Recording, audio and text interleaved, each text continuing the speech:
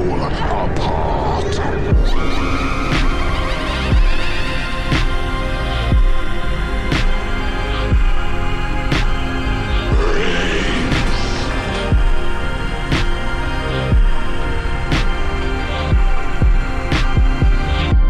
Welcome to the Matt and Mark Horror Show. We're the Monster Squad. I botched the intro 9 times, but it was good, because in that 9 times, we summoned Mark from the netherworld. You made it, dude. You're here just in time, Mark, for the first ever Matt and Mark Horror Show. Ooh. As we told you people before, Spoopy season is dead on this show. It's now the Matt and Mark Horror Show, and it wouldn't be a Halloween time show on this fucking podcast without our horror guest of honor, our guest in residence, Tommy Nuggetz. Hey, thank you. I love being introduced as a horror guy, a horror guest in residence. That's awesome. Thank you for having me. I'm happy to be here on the inaugural app. This is it. This is it, guys. There's no flashy shit. This is all just straight up horror. And I want to tell people what we're doing. Matt's flashing his guns with that. I know. Dude, bro. Listen, this Halloween, I want to tell you guys, this Halloween, I'm going as Florida Man. And that is to say, I'm cutting the sleeves off all my t-shirts because I don't give a fuck. Listen, you know what's scarier than horror movies, people? Climate change. It's hot out here, and I have to Florida Man some t-shirts because I won't fucking make it. It's September, and you're still ripping sleeves off. Those I'm bitches. ripping them off, dude. The guns are out. You are right about this, Mark. The guns are out. So we're kicking off our spooky festivities this year. The Matt and Mark Horror Show with this All Horror Rex special. This is how we're doing it. We set off 2 rules for ourselves on this inaugural show. And that was we had to have 3 Rex per man. And this rule I made strictly for Mark. It had to be horror because I didn't want him to bring the Brothers Grimsby in for another week. I was like, Mark, no cheats, buddy. He thought about it. He was like, I'm going to make these fucking guys watch. You had your finger on the trigger, Mark. Admit you were going to bring Brothers Grimsby. I guess for you, it'd be a horror movie. Yeah. If it makes you feel horrified, does it count? Does it qualify? It's all in the interpretation. Yeah, that's the existential question right there. Shit. Does it make you feel horrified? So that was our only rule. Each of us will have 3 horror recs. These are movies that we want you guys to watch this spooky season, or movies that we've been catching up on. And we've been having a lot of fun. Just to give you guys some kind of like how the sausage is made, is behind the scenes, the 3 of us are on a text thread. And we have been hiding our picks from each other the way that, like, I assume this is how people play. I don't play fantasy football, but I assume this is how it feels. Is that right? Yeah. Yes. Okay, you're a fantasy guy, right? Yeah. I am. Actually, it's funny. This is the first year I'm not playing fantasy football in like 8 years. I'm taking a break, but it very much, our threads lately feel like fantasy football because everything's so cryptic and we're all coy. Yep. We're like, I got number 2 locked in. I'm not going to fucking tell you what it is, but I got it locked in. And it's been a back and forth battle because I want to say, and please correct me if I'm talking shit, I think I was the first to lock in all 3 choices, or was it Mark? I think I might have. I got mine. Yeah. Which means that you will not be hearing me talk very much. It's like, I saw them so early. Oh, shit. It was like last year's Halloween. Mark was horrified when he realized he had to talk about the movies on the show. Oh, shit, I gotta talk about fuck. these. Oh, fuck. I can't just say the title and leave. So Mark locked his mad early then, and I think I locked mine down. And I think Tommy, you might have, because you were really weighing your options, right? Without giving anything away, you were really like weighing them. Well, you guys know me. My big problem is, so starting on the 13th, because it was the only Friday the 13th we got this year. Starting September 13th, I switched to what I call Horror-thon, where all I'm watching is horror or horror adjacent stuff. So like I watched Little Monsters today with Fred Savage and great fucking Howie movie. Mandel. Yeah, it's fun. Fred Savage is the king of the late 80s. Honestly, that kid was killing it. Him and the Corys. He was fucking slaying. He had The Wizard, Little Monsters, The Wonder. Dude, The Wizard is crazy underrated. Princess by Bride. the way. Yeah, the Princess Wizard's Bride. awesome. Wizard I love the rules, Wizard. dude. But so anyway, like horror or horror adjacents, all I've been watching for like 10 days now. And I had I had a list of probably 15 movies that I wanted to narrow down to, Oh, to shit. three. Yes. And also to be clear, and I almost asked you about this, but like you said earlier, we played everything so close to the chest that we didn't really talk about details after we mentioned the two rules. But I'm kind of recommending today things that I think are good for a watch right now in late September, early horror-thon. Well, that's days. what I was going to start you guys off with, was if you had a theme for yourself. Mentions? Yes, dude, I actually have that written down. So after we do our three recs, we're going to call out things that, because there were two, I think I only have two for my honorables that I wanted to call out. We won't go too in depth on those. I think it would defeat the exclusivity of this episode, but we'll call them out quickly. No cheats, no long diatribes on those. They're true honorable mentions, but we'll call them out at the end because I know Tommy has a bunch, Mark has a few, I have two. But that's three, I think. That was my other point, was to ask you guys if you had any sort of like barometer for like or a theme for how you chose your movies, or if there was a theme at all, or if you were just like, these are the three fucking best movies I watched recently. I feel like in retrospect, after I decided on my three, I found some commonalities and some themes a little bit. But for me, the biggest thing in common is they're ones that I've recently watched in the last week or two. And, you know, me kind of having like a routine every year where I watch The Crow on October 30th. I watch Halloween on Halloween Day. You know, if this was the only time I was going to recommend horror movies on your show, I'd say, yeah, go watch fucking Halloween and you know, Beetlejuice and The Crow. Like, but the theme for me is these are early horror-thon watches that are excellent horror movies, but not your heavy hitter top dogs that you save for like the end of October.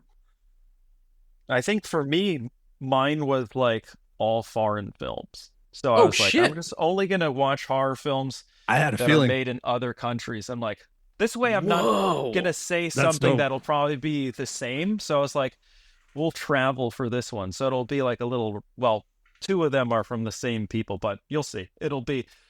I just didn't want to do anything where it was like, you know, I accidentally picked like something that was coming out recently here. That's why I thought I was like, Mark's going to come up with some doubling stuff. I'm not surprised you went international. These are films I made and I killed people. I'm not surprised you went international.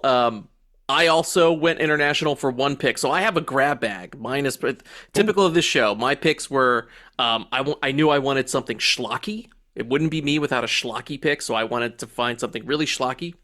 I wanted to recommend something from another country, because I've been getting really into a certain corner of the globe this year for horror. So I grabbed one of those, and I grabbed an old favorite, something that you may not be thinking top of mind, but something to me that stood out that I actually just watched a couple nights ago that I was like, it was neck and neck with the other movie, and it booted the other one because I was like, I want to talk about this one more. So that was my only my only barometer. I can't fucking talk. I'm worried we have the same ones, Matt. I feel like I don't know if you guys struggled with this, and that's why I can appreciate Mark going with 3 foreign picks. I was worried I was going to pick some shit that you guys either were going to pick as well, or that I already have wrecked on the show and the many times that I've wrecked horror. So, dude, like, I had a hard time with that. I'm going to tell you this. I will hardball and say, I think for fact, I have at least one pick you guys have not seen or heard of at all. Oh yeah, that's because I wanted to come with something shocking. Because I was like, watch though. Even in my car today, I was like, Tommy is totally gonna know exactly what this movie is. You never know, but I'm gonna come with some shock as well. You could surprise me. You could surprise me. So this is what we'll do. You know, lately I know on the show we've been kind of running through everything in one go, but in the spirit of the show all the time, I think we'll go round robin. So somebody will do one, next guy, etc. And I think what we'll do. I don't want to put you on the spot, Mark, but I think we'll start with Mark. We'll start with Marcus. I'll go, and then we'll do Tommy in the third slot, and then we'll go with that same order. So, all right. So, but wait, before we do that, let me do some quick house clean, just to get that kind of business. We'll give Mark some quickie prep time. Let me hit this button real quick. Kind of spooky if you think about it. It is kind of spooky if you think about it. Hey, follow us on YouTube. Those links are in the show notes. You can also find it on the link tree in our Instagram at the Matt and Mark Movie Show. Find us. We've been putting up videos of the podcast over there. Like and subscribe. Helps our channel, helps other people find this pod. Voicemail, if you want to leave us a voicemail, that's 707-948-6707. Call us, leave us a message. We will play it on the show. I encourage you, if you are calling, to make your message spooky. Ben H., I'm talking to you. Okay. That's all I've got for House Clean. Just to reinstate really quick, we are going to be doing the Matt and Mark Horror Show from now all through Halloween. So we're going to be doing some cool things. We have a lot of cool things planned.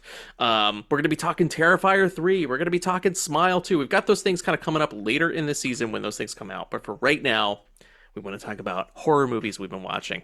Let's kick it off with Mark. Mark, I've been dying to fucking peel the bandit off. What's your first pick? pick? Okay, shit. How should I choose the first pick?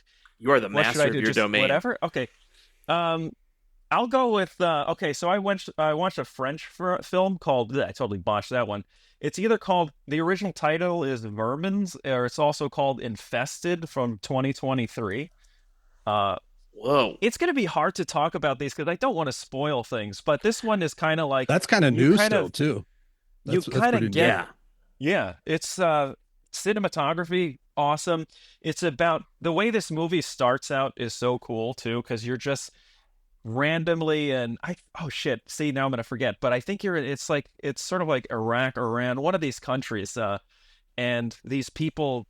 They're all in a truck and they're going somewhere. You don't know what's going on. The movie just throws you into the story, and they take you to this place, and these guys are just collecting stuff from these holes. You have no clue what it is, and it turns out that they're trapping spiders. So the first scene, and one of the guys gets bitten and just fucking dies. No one pays attention to him. No one comes to save him. He's just thrashing around. These people are just catching these spiders, and they all leave. And the next scene, you're in France. I believe it's Paris, and this guy is at this shop. They're talking about something, and he's like, hey, I guess the guy knows he sells insects in the neighborhood. So he goes downstairs, and one of the boxes is the spider in the Tupperware. And it gets if you're afraid of spiders, this movie is fucking nuts. I'm afraid of spiders, so maybe this hits me differently. But these spiders, they get bigger and bigger. It's fucking crazy. I love spiders it. Get me, man.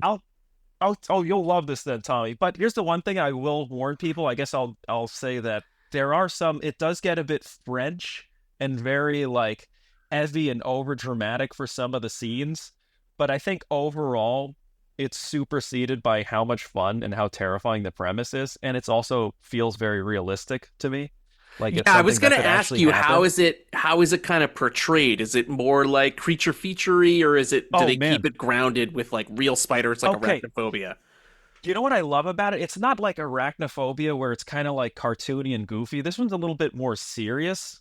Like arachnophobia was, even as a kid, I always thought it was a bit more funny than scary. Because you had John Goodman's character. Oh, that shit scared the hell out of me. Arachnophobia. Oh yeah, for sure. I was afraid to pull a fucking lamp string under a lampshade forever. Let me tell you, I think I had a different experience because I saw it a lot later in life. Okay. So when I got around to it, we're already at the stage where when I thought of Friday the 13th, as a kid, they were super terrifying to me, and then as an adult, they felt campy. So it was the same way with that movie. But this movie kind of falls into the more... What I love about French films, and especially these more action-oriented ones, is they have that the early 2000s look to them. It's ultra widescreen, really gritty, high contrast lighting. You know what I mean? It's kind of remember that narc period where you had these really gritty... in the narc period.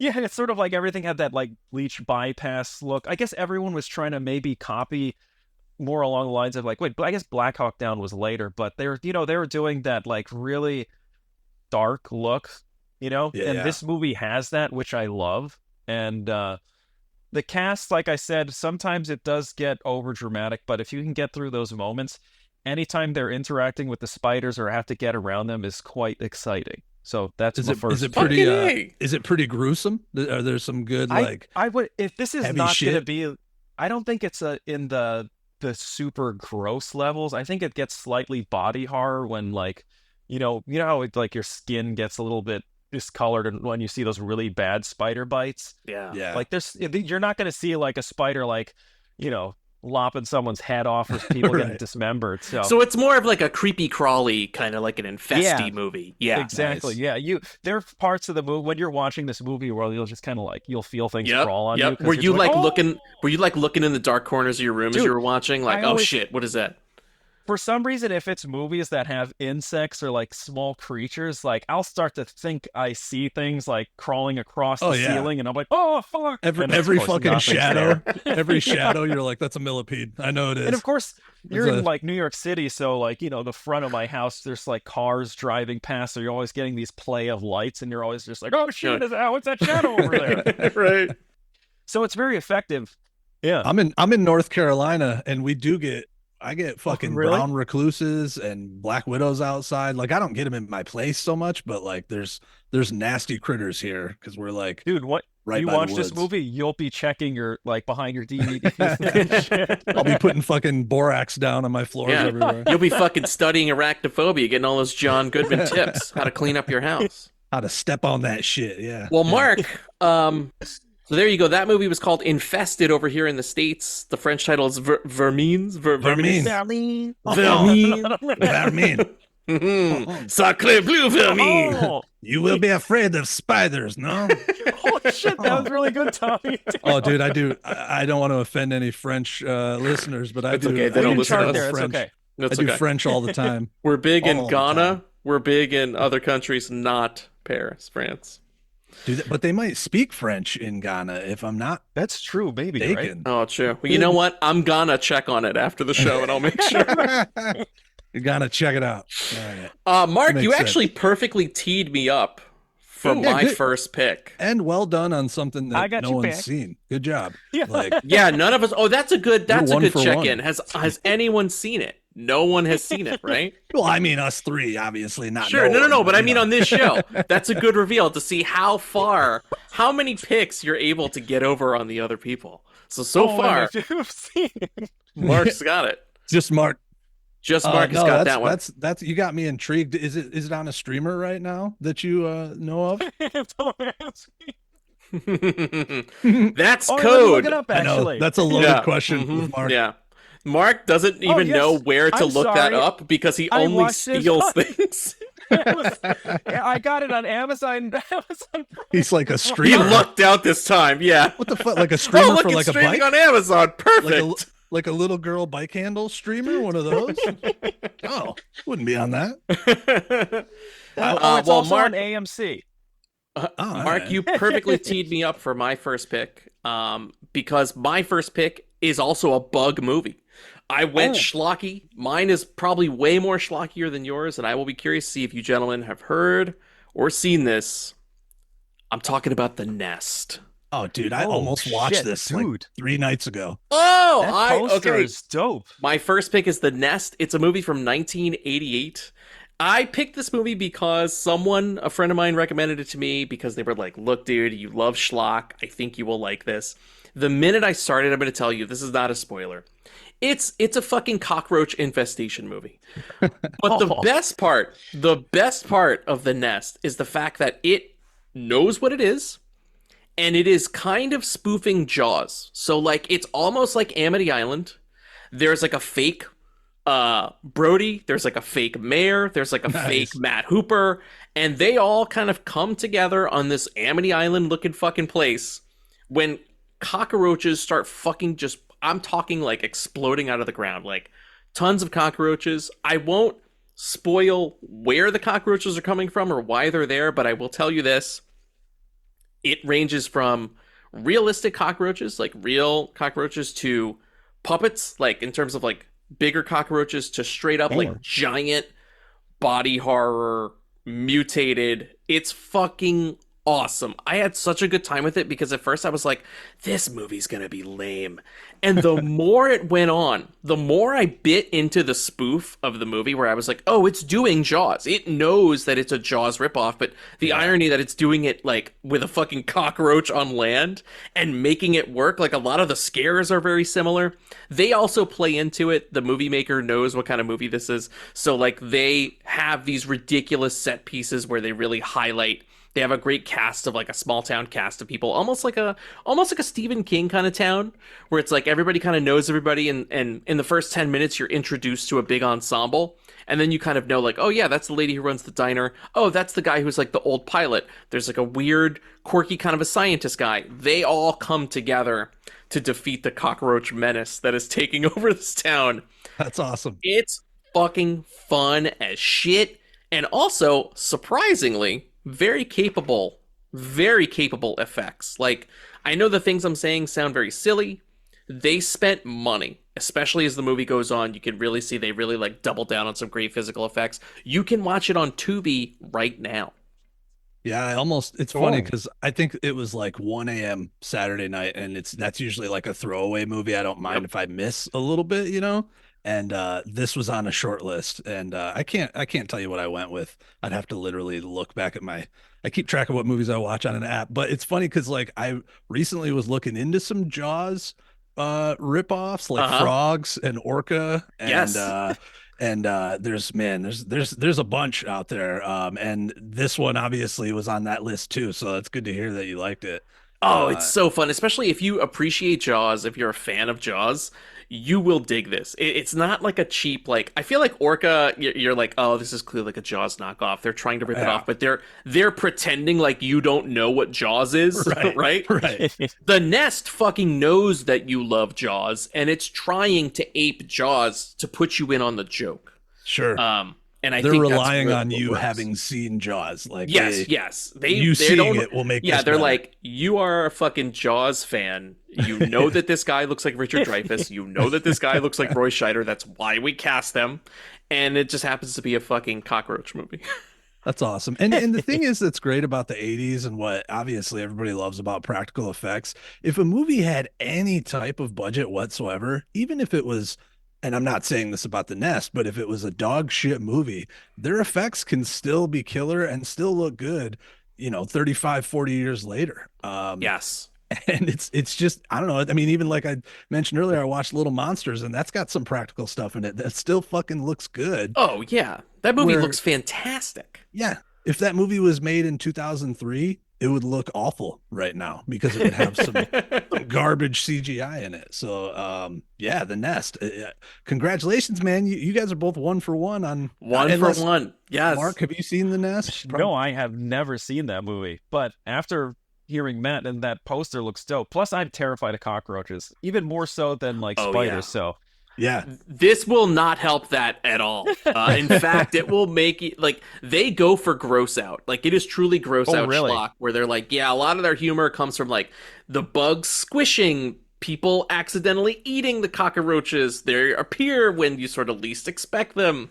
And then as they get bigger and bigger, you're like, there's no way they're going to double down and get grosser and grosser. And they do. They do. There's one moment, it's not even like a huge moment, it's just like a thing that sticks out of my mind. It's like they're trying to drive away from a house that's infested with cockroaches, and there are all these cockroaches on the car as they're driving down the road at night, and they are using the windshield wipers to get them off, and it squishes all the cockroaches across the windshield, and you can't see shit. Nice. Yeah, that's awesome. And cockroaches are like, it's funny. I'm not, I don't think it's as much a fear of cockroaches as like spiders is like a fear, but they're the grossest things you can fucking imagine is a fucking cockroach. So yeah. Oh yeah. And they sell that too with the sound. They really like go with the squishy, squelchy, like sound design on the Nest and practical effects, top notch. Oh yeah. Top notch. What more do you need? Well together. Yeah. So there you go, The Nest. I was very impressed. So there you go. Tommy, what's first up for you? Well, since you guys both kind of started with something a little squirmy and squeamy, I guess Mark, yours wasn't necessarily gross out, but I definitely my first one's a gross out.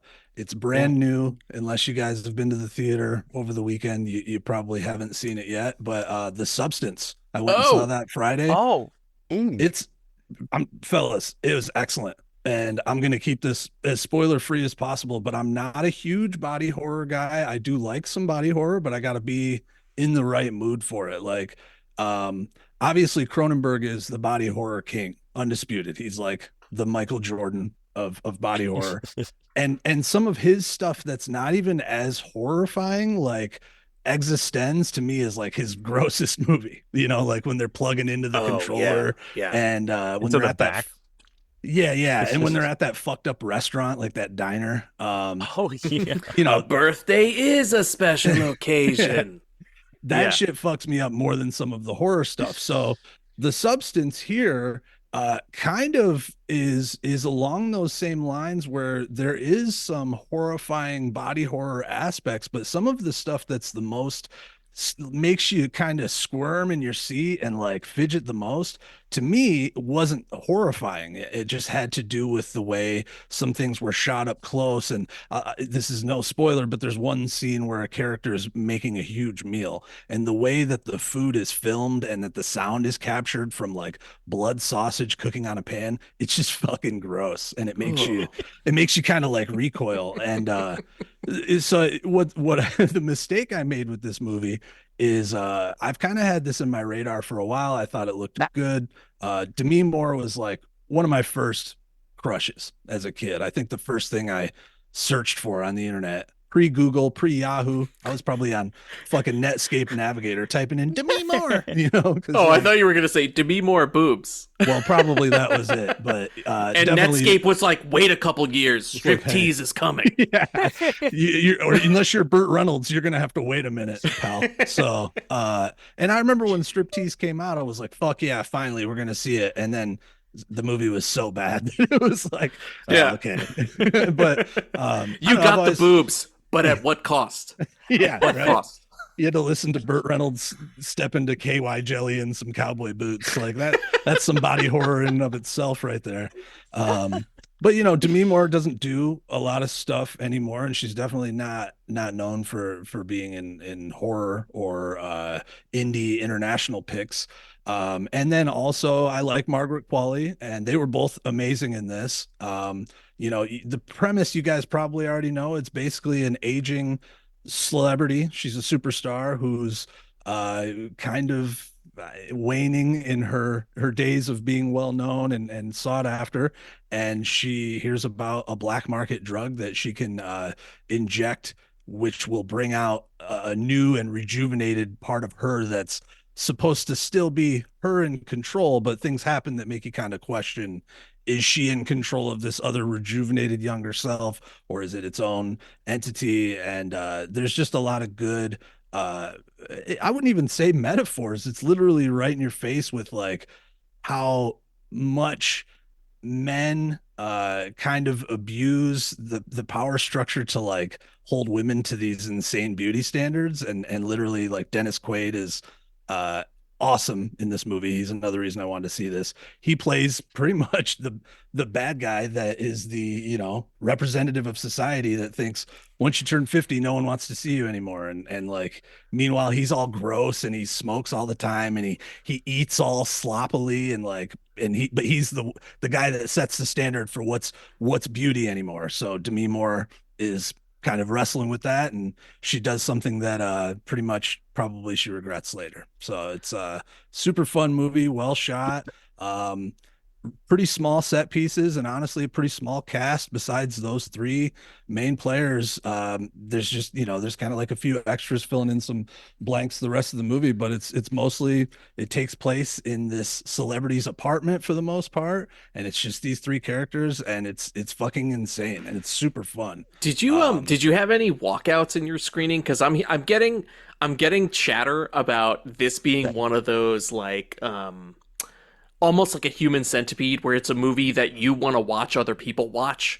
to see, like, oh, they're going to get grossed out at this part, or I want to watch this movie to see if you'll walk out, because everybody online is saying, I started my screening of The Substance with 12 people, and when the lights came on at the end, there were 5 people left. I don't think I noticed any walkouts in the theater that I was in. I would say there was maybe probably 20 people there. I mean, it was definitely something that's limited showings. Like, it didn't have a bunch of show times. It's probably not playing for more than even the weekend, maybe.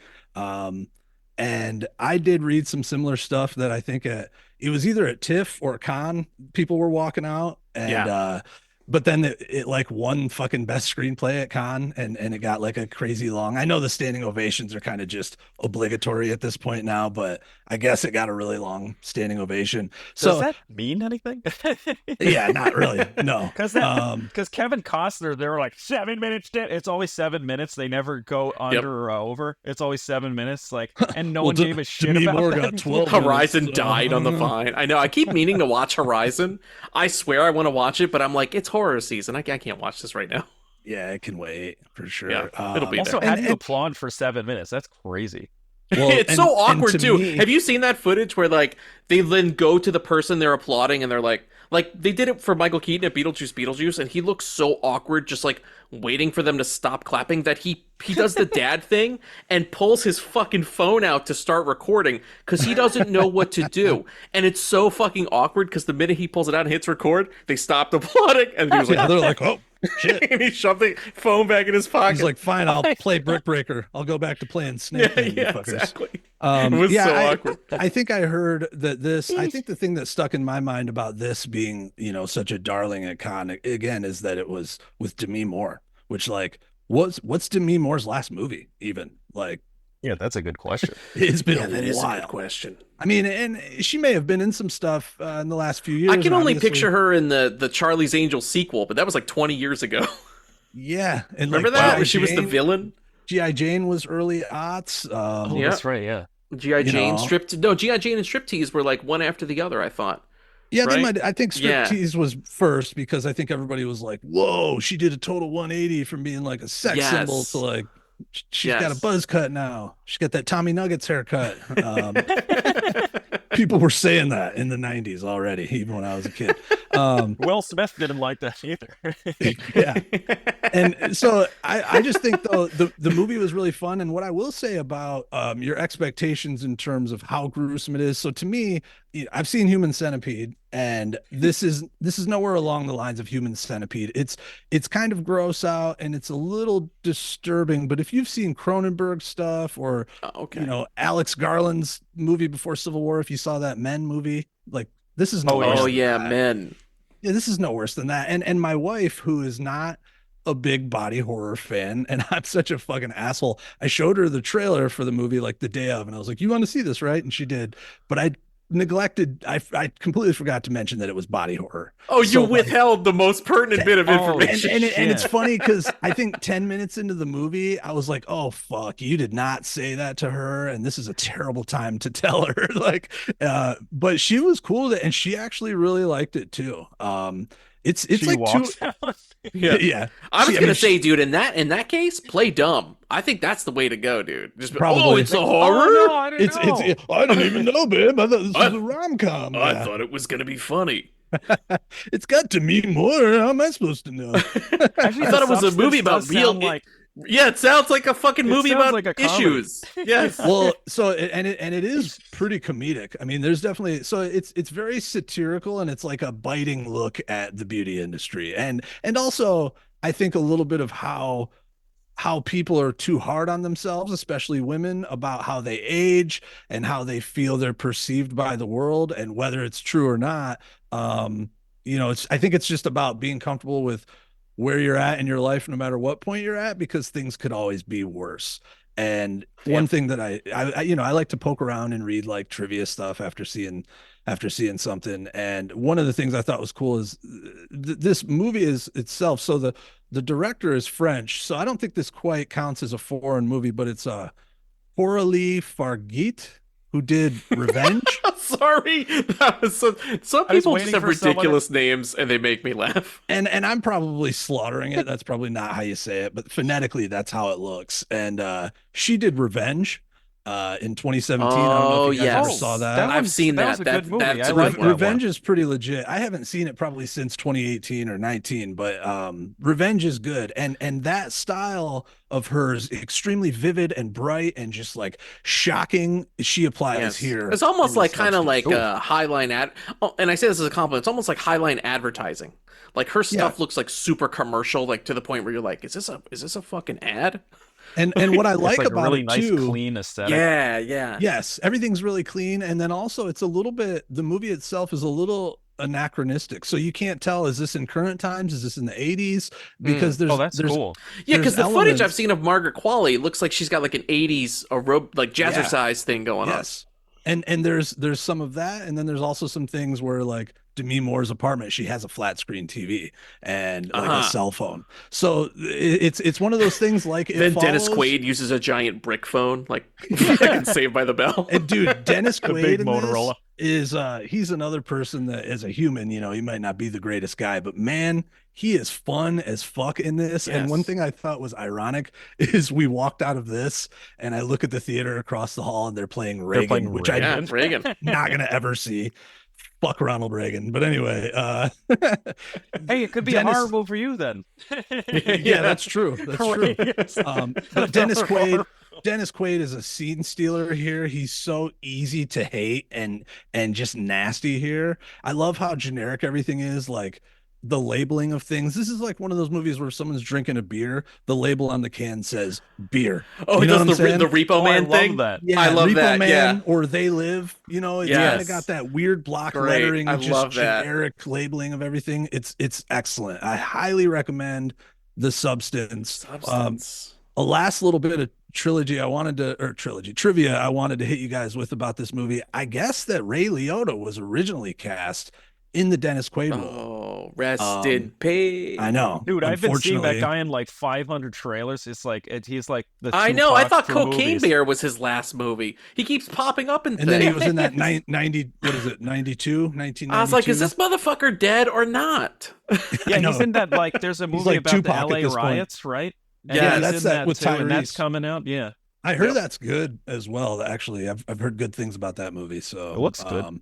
After Horrorthon, I'll check that out. But yeah, Ray Liotta's like Tupac right now, just dropping records, just left going and right. Dude, I want to see a hologram Ray Liotta just in a new movie.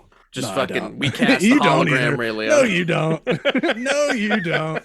Just pull up Ray Liotta on the computer. Pull him up. Goodfellas 2. Make him say whatever I want. Henry Hill when he's on parole. Eating cereal in a robe. What's next for you, buddy? What's next for you? Okay, take us international, Mark. All right, here we go. I'll go back to 2014. There's a movie. There is an American remake of it that happened later in the 2020s, but it's called Goodnight Mommy from 2014. Oh, and it's about these two kids. They're twins. Their mom's been in a crazy car accident. It's as if she's had facial reconstruction, so she has to wear these bandages, and they don't know if it's their mom or not. And unfortunately, I am so sorry, I can't really talk about the movie if you plan to see it or if you both have not seen it, because it has a really good surprise ending. Isn't the remake the American one with like Nicole Kidman or something? Yeah, but I think it's Naomi Watts. I think. Yeah, Naomi it's got Watts. like really bad reviews. I feel as though because it is a foreign film, the aesthetic, the language makes it more like surrealistic and has a really cool feel to it. It's look at that shit. Yeah, that's so creepy. It's visually stunning. I know you said it's super spoilery, but can you like set it up at all? Like, is it? I know you said they don't know if it's the mom, but is it like a? Like, is this bitch the mom or not? Yeah. I think you could just fucking say it. The more I could ruin it. Are you guys? I'm guessing no one's gonna see this anyway. So it turns out that should I just give away everything? I mean, I'll eventually. I think I've seen, if not the whole thing, bits and pieces of the Naomi Watts one, and I don't remember the big reveal, but.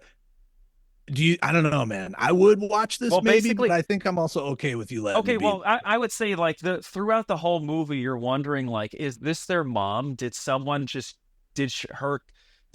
she been replaced with someone else, or has her personality changed to a degree where, because she's so for example, he's having there's like it's kind of set up that there's some infighting because they're twins. One of the brothers, he's having a tiff with him, and she's basically ignoring him as that he's offended her in some way or doesn't want to acknowledge her after this accident. So she's kind of upset, and they're not talking, and the other brother's just trying to get everyone back together, I guess I would say. And try not to, I'm sorry, I'm probably fucking this up because I'm trying not to spoil it, but it's kind of like you're following these two kids, and their mom is just like this like strange, scary, and awkward presence because you don't know if she's malevolent, benevolent, or she's just upset. You can't really get a good read on her, and you're with these kids trying to find out what's wrong with the mom. Whoa. Well, but what it sounds like too is you don't know a baseline of what the mom is like, so your only interpretation is through the kids, which is cool. Exactly. Yeah, so I like that. Everything is from the perspective of the children, pretty much. And there are other characters that appear, but it's mainly centered around this family and what they're dealing with after this horrific accident.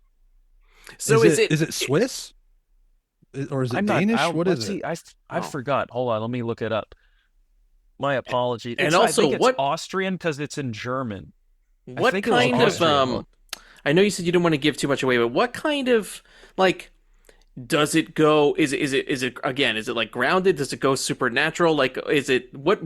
Where would you put this? Like, what subgenre of horror would you put this in? It's definitely horror, but if I tell you the genre, I ruin it. I see. Okay, that makes sense. Is it a little bit of a slow burner?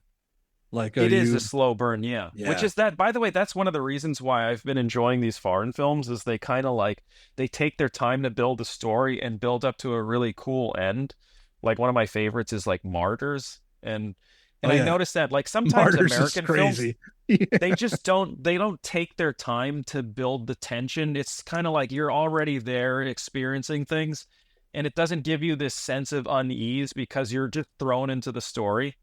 Kind of like, for example, Scream, you just start off, you're in the story. Sure. This one, it's like you're building up to moments. So I wouldn't go into this expecting it to be like this, like, oh, no, I'm just going to be some balls to the wall horror film. Right. This one's more like, I'm hoping that most of the films I've selected are a little bit different from film to film. But this one is definitely I would consider it a slow burn, whereas Vermines like that, like Infested throws you right into the story and you're just there and it's like tension from the beginning. This one is they're trying to throw you off and they're trying to make you feel uneasy like these kids. You're supposed to be very suspicious of this sounds like it's by person. Design almost. It's like a mystery that you sort of the mystery box kind of opening for you. Yeah. Nice.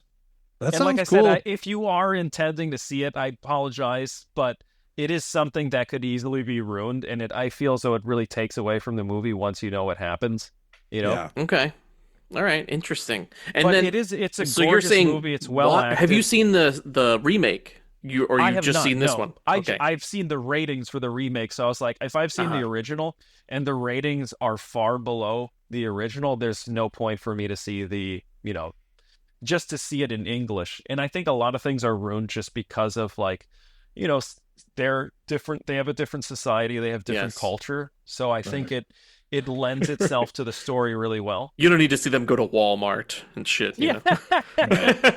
You don't need to see them arguing over, put the phone down, get off TikTok. Right. It's actually, what I have to say is it's kind of cool when you get these like earlier 2000 movies where they're not so focused on the technology of today, because I think Matt mentioned it in a previous episode how boring cell phone conversations and texting are. So it's cool to see these movies where there is technology, but it's not so ingrained in society where it just overtakes the movie to a degree where you're like, I can't believe anything because everybody has cell phones, Yeah. Actually, cell phones have really fucked I can't up tell you movies. how much I hate seeing that fucking graphic pop up of like, hey, look, we did a graphic that looks like the iMessage, bloop, so we can see what the characters are texting. It's bloop. And I see that, I'm like, hey, I'm not in a movie anymore. I don't know what this is, but this ain't it. And then I get lost. And then the junkie in me, the phone junkie in me sees that and goes, well, maybe I should be texting. Because I don't want to be doing what this. am I missing out on? Exactly, right. Yeah, I could be finding out who the killer is too. I like that. I like modern movies that say, fuck that. You don't need to be put in a time and place. We don't have to remind you that it's 20, whatever. You're on a fucking farm or whatever. Here's 2 kids. Here's a mom. You figure out when this is happening. Yeah. Well, actually, Matt recommended an awesome movie called Cuckoo, and it handles technology really well with a present day story. And it's unfortunately that sometimes you have to go a little bit back in time to get away from the cell phone-ness of a movie. Yes. But yeah. It's totally worth it. I think you have to go back to also a time before they were even around, when movies didn't have them because it just wasn't out yet. And it's funny because a lot of those movies, like you watch Scream, and they had no caller ID back then, and now it's like it would totally the whole movie would last 5 minutes with cell phones. But back in '96, they were able to fucking keep going with the suspense. So yeah, it's nice to watch some retro stuff, get that in there a little bit. In like the 40s through the 60s, all those thrillers were so heavily phone based. It's like if you turn those into like, can you imagine like, Cary Grant's got his cell phone and he can just make a fucking phone call anytime he wants, or like record something. It's just it really makes Rear Window, he could fucking zoom in from his iPhone and be like, oh, that's the killer, and I got a video of him. Yeah. Okay, great, movie just over. Send it to the police, attach it to an Nobody email, there would be no Psycho. He can't stay at Bates Motel because it's got fucking bad reviews on Yelp. The Yelp. Nobody's staying there. He's not a super fucking host on Airbnb. Nobody wants to stay there. No movie. The manager was dressed as his mom and acting real fucking weird. Actually, 1 star. That's a really good point, Matt. You cannot go to any you can't have haunted hotels anymore. No. It's like can't even be fucking let's keep on the Hitchcock theme. Can't even be attacked by birds because they're going to be fucking warned. Amber alert. The fucking thing's going to go off on my phone. That's what it's going to be. The new birds. The phone goes off in the grocery store and everybody goes, oh, fuck, look, what's happening? Birds. Oh, birds. Okay, let's go. Let's all go home and enjoy our groceries. Birds. I'm going to buy some chicken and eat some chicken while the birds attack outside. That would be me, actually. I would fry up some chicken. I'm inside. And actually, you don't even have to go out. You can do fucking Instacart and just be like, good luck with those birds. Dude, when the birds hit the side of that church, I would be like, look at this fucking fried chicken bucket, bitch. This is you. This is you. This is your ancestors. I'm eating them. I'm eating them with a biscuit. With a biscuit. And gravy, bitch. Oh, actually, you know what? If you think of it, can you imagine what horror movies are going to be in the future when everything we do is like you don't even have to leave your house? When you can press a button in your head and access, it's going to be like, did you hear about the Bluetooth speaker that'll murder you when you put it in? It'll be like, you know how we like in horror movies now, we're like, why did you go? Like, why don't you guys just leave? But for the future ones, they're like, why did you guys leave the house and go outside? You could have just stayed inside your house. You would have been safe in your gaming room. Yeah, 100%. You know what it is? Somebody's going to crack that, and then it's going to be over in a second. It's going to be like, the AI turned their smart house into a giant saw trap. Oh, that's cool. Dude. And then can't do it anymore. I think, isn't there a movie out right now called Afraid that's about like an AI that's like in the house or something? Nobody saw it. We could take this idea and make money. I almost went and saw that because it's got John Cho. I love John Cho. But, he's great. I didn't see it, and I think it was only in my local for like a week or two. Unfortunately, and then it's funny. I know, Matt, you're tired of seeing this guy's face, but I've been hearing, and this is another remake of a foreign movie, but I've been hearing that Speak No Evil movie's cool. I don't know. I haven't seen it. Oh, dude, you couldn't put a gun to my family's head to make me see that fucking movie. But let me ask you this. Yeah, I know have you're you sick not of been seeing the Instagram posts? Man, I have been on the I have a fucking jihad on that movie. Well, and I just knew from you mentioning it to me that you feel like you've seen that motherfucker's face too much. But do you like James McAvoy outside of this particular movie? I will say this. I liked him before this trailer bludgeoned me to death. Now I don't like James McAvoy. In fact, I don't like any. I used to like Mackenzie Davis a lot because I was a fan of Halt and Catch Fire. Awesome fucking show. She plays a hacker in it. She's great. Guess what? I don't like her either now. Too much. Like her. I used to love Cotton Eye Joe. I used to dance around to it. I go to the gym, listen to Cotton Eye. Can't fucking do it anymore. It's over. Fuck Cotton Eye Joe. I'm with you on Cotton Eye Joe, buddy. If I hear it at a wedding, I'm not fucking getting up. I'm staying at the table to eat these meatballs. You can have it. Taking your gift back and leaving. Yeah, dude. Fuck that. It's a water pick. It's mine. I kept it. A water pick. That's a good gift, man. Water pick is a clutch wedding gift. It's a clutch wedding gift. My dad just got me one. It's the shit. also a way of saying your fucking teeth look like garbage. Yeah. Here's a water pick. Brush better, you little bastard. The shit. Thanks, Dad. Jesus Stop flossing Christ. with floss. It's not 98. Yeah. Get some water. There's no card or anything with It's it. like we're Here. shooting water in our assholes and our mouths now. It's like an enema for your face. That's awesome. Well, spit roasted by my water pick in my toilet. ew. Speaking of enemas, That's no, some that'd be body horror amazing right there. if my pick had an enema. Here's my- Well, I'll say this: my next pick is like an enema into your TV because it'll fucking squirt your ass. I'm going to Italy. Mark has been taking us abroad recently this year. I discovered Italian. I'm not talking about giallos. I'm not talking about Dario Argento. Those are all things that were very well known to me. I started to explore other areas of Italian horror and SpaghettiOs that I had not. You have no sleeves. This is why I have no sleeves. Italian American. They're Italiano. Dude, underneath this is a gabagool ass wife beater. So I've gone all in on the Italian. And isn't Estelle Getty Italian? Sleeveless. You gotta sleeveless stop on a her, my sleeveless. mom That's will double shoot. Tony Soprano. Okay, That's a stopper my mom will shoot cut off. that's right. That's what you do, dude. It doesn't get more Italian than that, buddy. I'm taking you to Italy, not for Mario Bava, but for his son Lamberto Bava. His son Lamberto Bava made a movie that I watched that I loved called Demons. Oh yeah. Oh shit. Well, This okay, is fun.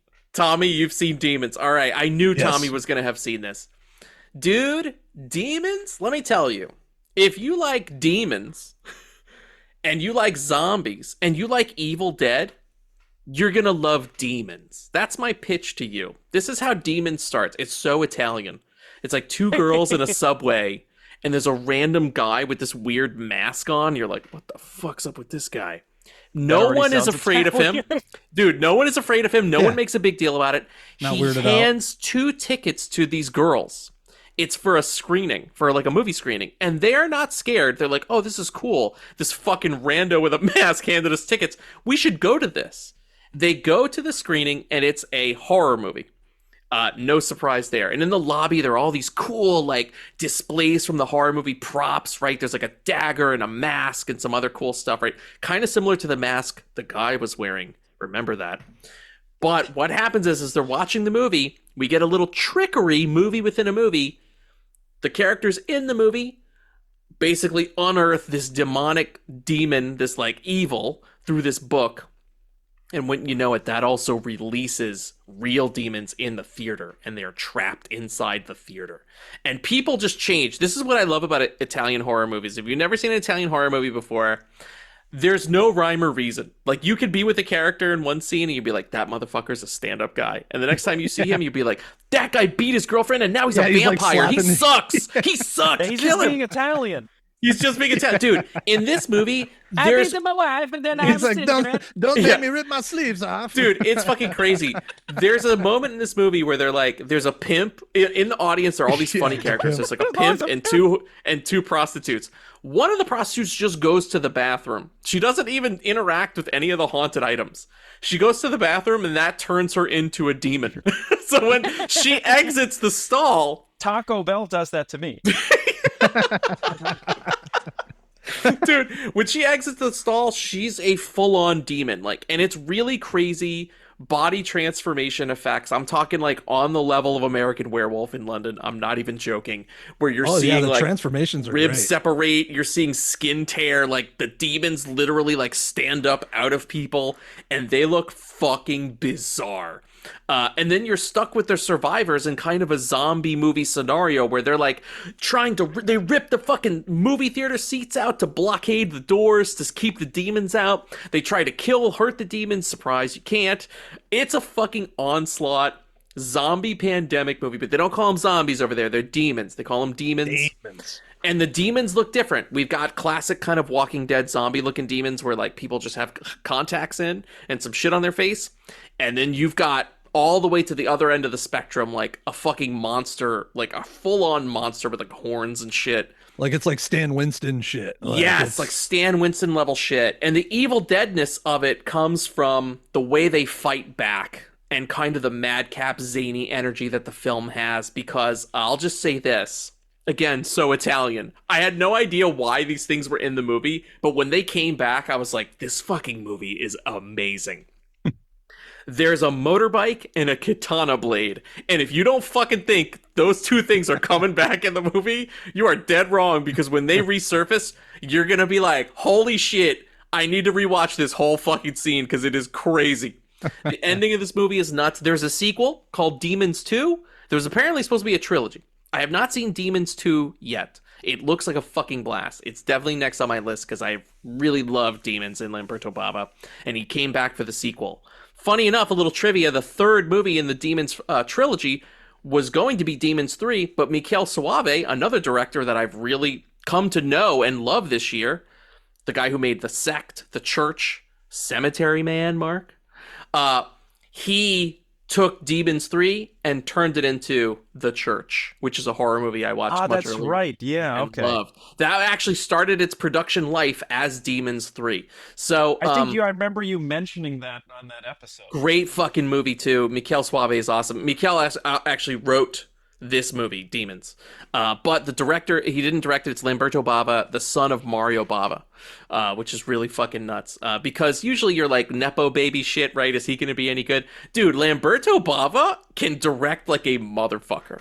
He's like... You know, it's funny too. The Nepo baby thing works with children of directors a lot. Yes, I Like agree. Brandon Cronenberg, Panos Cosmatos, like yes, there's a lot of kids of directors that are making good fucking movies still. I couldn't agree more, dude.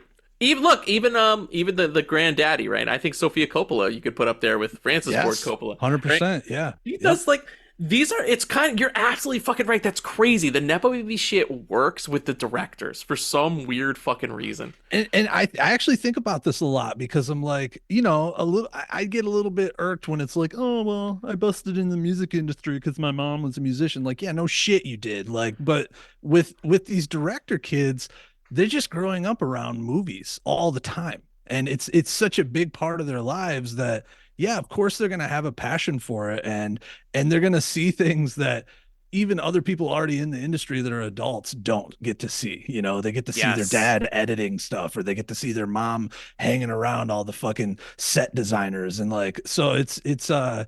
They're learning how to think critically, how to like visually storytell. Yeah, you're absolutely right from a young age. Like little directors in training. I know. Yeah. You little lucky fucks. That's awesome. Demons, it's been a while for me, but that's another one of those 1 a.m. Friday night. Like I'm gonna watch Demons. Was it on you probably watched it on Shudder, right? I watched Demons on Shudder, and they have a pretty decent version of it. Although I've become such a fan of it, I think there is a 4K that's out there that I will be buying. There is. There's actually 1 and 2. Both came out on 4K in the last year, I think. So fuck it, I'll buy both. And it's of course right. Matt's buying it right now. You just don't see his hand. He's like, hold on, you guys. Yep. My screen goes black. Yeah. Your face suddenly turns white from the screen. Yeah, from the checkout screen. Matt, your glasses say PayPal? Yeah. Oh, okay. I will warn you, dude. I think that because they're like boutique releases, they're a little they're going to be fucking pricey. I know. That's why I wanted to pick up some of the Michele Soavi releases. All the Michele Soavi stuff on Severin, I think, is like $60 a movie. I'm like, are you fucking kidding me right now? And I think Demons is last I saw, and I almost pulled the trigger, but I didn't. I think I've seen them as cheap as 30 a piece each, but I don't know if it's Severin or Vincent, one of those, but it's definitely a boutique label. It's not boutique prices. It's no Universal shit or anything like that. You can watch the movie on Shudder. Or maybe some other places too, but it's worth checking out. I think it's pretty easy to stream. Watch the first Demons, see if you're into it. It clearly sets up a sequel, so I'm definitely into watching Demons 2. I'll probably be catching that later this week. Nice. On Steelbook. Yeah. Exactly. Freshly arrived at the mailbox. Well, Matt, Tommy, what's next for you, buddy? Well, you just took us to Italy, and Mark took us to Austria, if I'm not mistaken. And I'm going to take you guys to Detroit. And I mentioned this, probably no surprise. So you guys picked these excellent, far out there, like under the radar picks. I picked something that I mentioned when I was on the Alien Romulus app with you guys, and it's something that I finally saw fucking streaming again for the first time in probably over a year.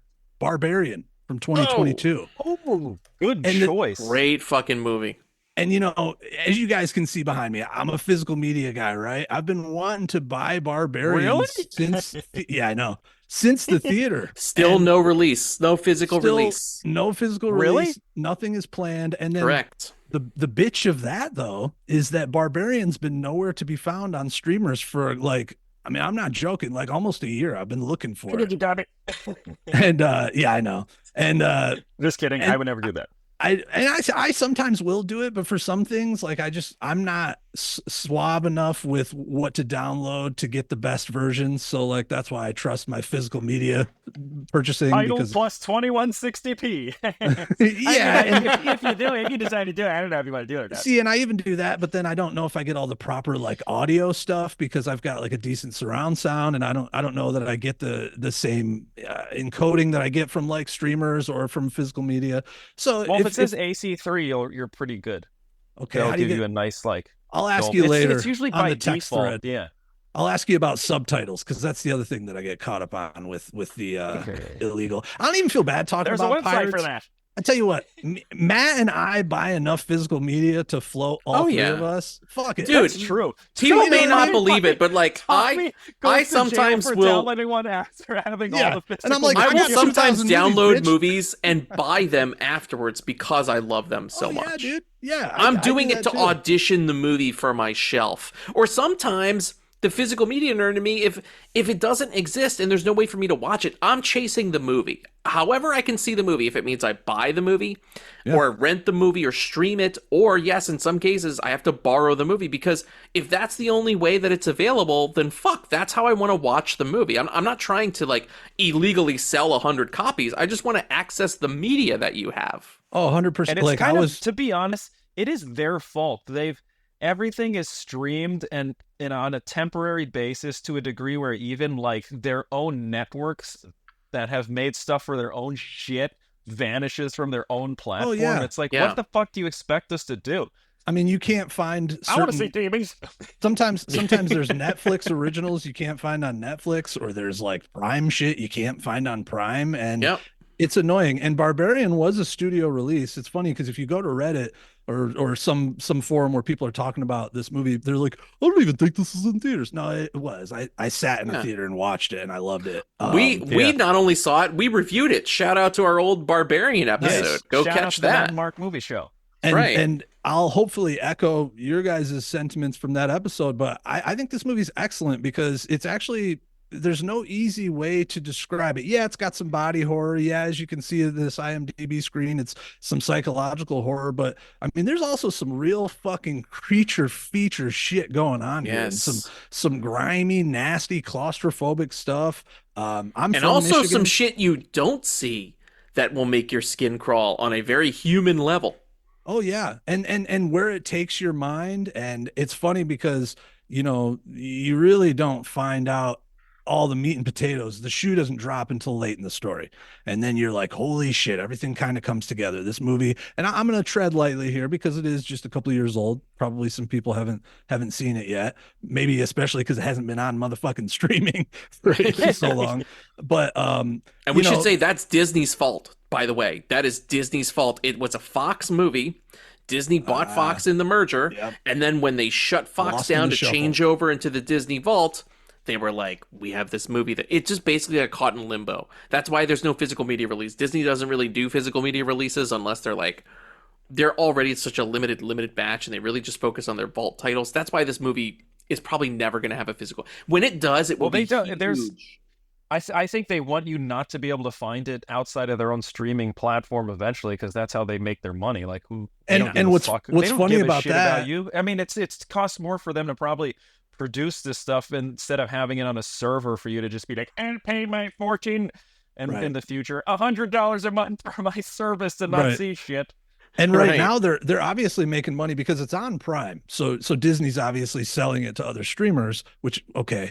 But yeah, I mean that this movie to me is a perfect prime example of why physical media to me is still king, because once I got it on my shelf, can't nobody tell me nothing, bro. You can't tell me, oh, they're taking out this scene, or did you see that this was in the special edition features? Like, yeah, I got it all. We should talk offline after, because I have a homebrew guy that I use, that I buy things from, and he makes awesome custom Blu-ray with like art and everything of the movies. Like, I use him for streaming shows that I want to have and own before they get taken away. Like, I was like, oh, I love X-Men 97, but there's never going to be a release of that. He put out a full X-Men 97 release, so I wound up buying a homebrew version of it. That's awesome. This is the episode where 4 people get arrested. Yeah. Well, you know what? If they're listening, they can come look at all my shit behind me too, because I've spent so much money supporting physical media. And right now, honestly, physical media is being ripped out from underneath us. Like, Shout just got some new guy who's the head of acquisitions, who's like an AI pioneer. Yep. And unfortunately, what a douche. It's a little scary. And Shout's a boutique label, right? Like, it's not fucking Paramount or Universal or Warner Brothers who you expect that from. It's Shout. And once Shout does it, Arrow's going to do it, Criterion's going to do it. And it's, eventually it's all going to be digital. And like you said, Mark, they're going to be like, it's cool. It's just $16 a month now, but 7 years later, it's just $109.99 a month. And what about when they want to keep fucking with it? Like, oh, well... Dude. Yeah, we can't have we can't have you say this, and so now we're going to completely like gut this audio or something. Man, all the 80s and 90s comedy will be so fucking. It'll be like 10 minutes. They'll have to basically delete all the vault files of Revenge of the Nerds, and we'll never hear Revenge of the Nerds or Caddyshack or Porky's again. Or Meatballs. You heard about how like Paramount is accidentally like destroying like 70mm prints? So where are you going to get your physical media off of? Like, if they're like they're just destroying film. It's crazy. Like, film history is essentially being erased. And they're going to go after the people, which is essentially the people that want to preserve and watch stuff are those people that are uploading things. Because I've bought stuff on Amazon, and then I go and I'm like, I thought I had 10 movies in my digital purchases. It's like, how come I got 5 now? I paid full price, and I paid not for a rental. I paid to own that digital copy. How come you took it away from me? That's totally not fair. You never fully own it at that point, because really, if you're relying on their their network or their streaming service to have it in your library or their servers, they own it still. You just kind of paid to rent it long term. So that was my big motivator to get back to Barbarian. That's why I was like, I saw that it was on Prime, and I was like, fuck yeah, I love this movie. Haven't seen it in a minute, probably since the theater. And to me, it's not quite a heavy hitter like a classic yet, where I'm going to watch it late October. But Barbarian is super, super fun. Obviously, the movie kind of misleads and misdirects you a little bit. You think that what's his name, Bill Skarsgård's going to be like maybe a little questionable, a little bit of a bad guy, and then you kind of wonder about Justin Long, and you wonder about this Scream King Justin Long. Fucking love Justin Long. Justin Long, we love Justin Long on this show. And he's a sleazeball in this movie, but he's still so fun. He's fucking great in it. A scene so stealer. Good. I love that when it starts, you first see him, he's in his car just vibing out to that Ricky Ticky Tack song and like just getting down. And I obviously the movie it's very low budget. I want to say that it made it for like 4 or 8 million. And it killed. It killed. A massive box office. I think they did 40, 50 easily. Damn. And it's funny because when so well they don't want anyone to see it. Yeah, they're like, never mind. When Zach Kreger was shopping this around, even A24 said, nah, we don't know if there's a market for this, which is kind of funny. I'm sure they're regretting that a little bit. This felt like an A24 movie. It did. 100%. It did. It's just and not to keep beating up Alex Garland's men, but for them to greenlight that and not this, someone made a bad decision someday, So I love that all the effects in Barbarian are pretty much practically done. I guess that the director, Zach Kreger, had like a rule he wanted to live by, which was that if John Carpenter didn't have the technology to make this visual when he made The Thing in 82, then I'm not using it. So that's cool. Good on him. Yes. That's my favorite director. He's a director from our generation too, this guy. So it's kind of cool that he's a new school guy. He's one of the whitest kids you know. He is. Yeah. He was on the sketch troupe, The Whitest Kids You Know. Oh, That's really? how he became. Yes, it's not a racist joke. Shit. He was in a sketch troupe called The Whitest Kids You Know. They were a pretty big deal, and no one at the time knew that he was like had any aspirations to be a filmmaker. He was just like part of the sketch comedy troupe, and was damn good, by the way. And now he's like one of the most sought after writer directors in Hollywood. I saw his name brought up today. They're trying to get him to do all this crap. Yeah, and he's actually in Barbarian. That's cool. He's when Justin Long comes back to Michigan and he's at the bar and his buddy's like, "Come on, man, did you do that? What they're saying you did?" That's Zach Kreger. Wow. That's the writer director. So yeah, he and honestly, I was looking at his IMDb. I don't know if he's made any other big. I think this is like his first studio feature film. Yes, it's his first feature. I think so. That's he a kills goddamn good first feature. Yeah, absolutely. And I think that I think Barbarian ages well and will continue to age well because of the use of practical effects, and also unless Detroit gets really nice. It's funny. It actually is now. It's all like revitalized and shit now. Maybe even a little gentrified, unfortunately. But yeah, Detroit. I mean, movies are going to still portray Detroit in the same way for years and years, but Detroit right now has totally flopped in terms of like its property values and its population. And there's like you can buy a house for the cost of a VCR. yeah. And when this movie hey, the house came comes out, with a VCR. This is amazing. That's worth it. A VCR. I got to spend $80 on eBay for that. Let's go buy a second house. You take the VCR and you go next door. Hey, can I buy this house? You just keep doing it. So you own the block. You're like fucking Mr. Monopoly. Yeah. You landed on Ventnor Avenue. You owe me fucking rent, buddy. I got 2 hotels and a fucking condo over there. By the way, trivia for people. That guy's name is not Mr. Monopoly. His name is Uncle Pennybags. That's really? Yes. Holy shit! That actually has an makes actual sense, name. That's his name. Milton Pennybags is his name. Pennybags ain't worth shit now. He needs like $100 bill bags. You know what I mean? That's right. But I wanted to hit you guys. Uncle Crypto Balls. Yeah, Uncle NFT Sacks. I wanted to hit you guys with a couple little bits of food for thought about Barbarian because I knew you had both seen it, but I always kind of asked myself, what's the movie called Barbarian for? Is it Richard Brake's character who's clearly barbaric? Is that what it's called Barbarian for? And I want to run a couple things by you. Number one, I thought it was because of the street. It was called Barbary, and it's if called you live there, Barbary, you're a barbarian. Or it's a hotel. It's a place someone stays on Barbary Street, so it's like Barbary Inn. Yeah.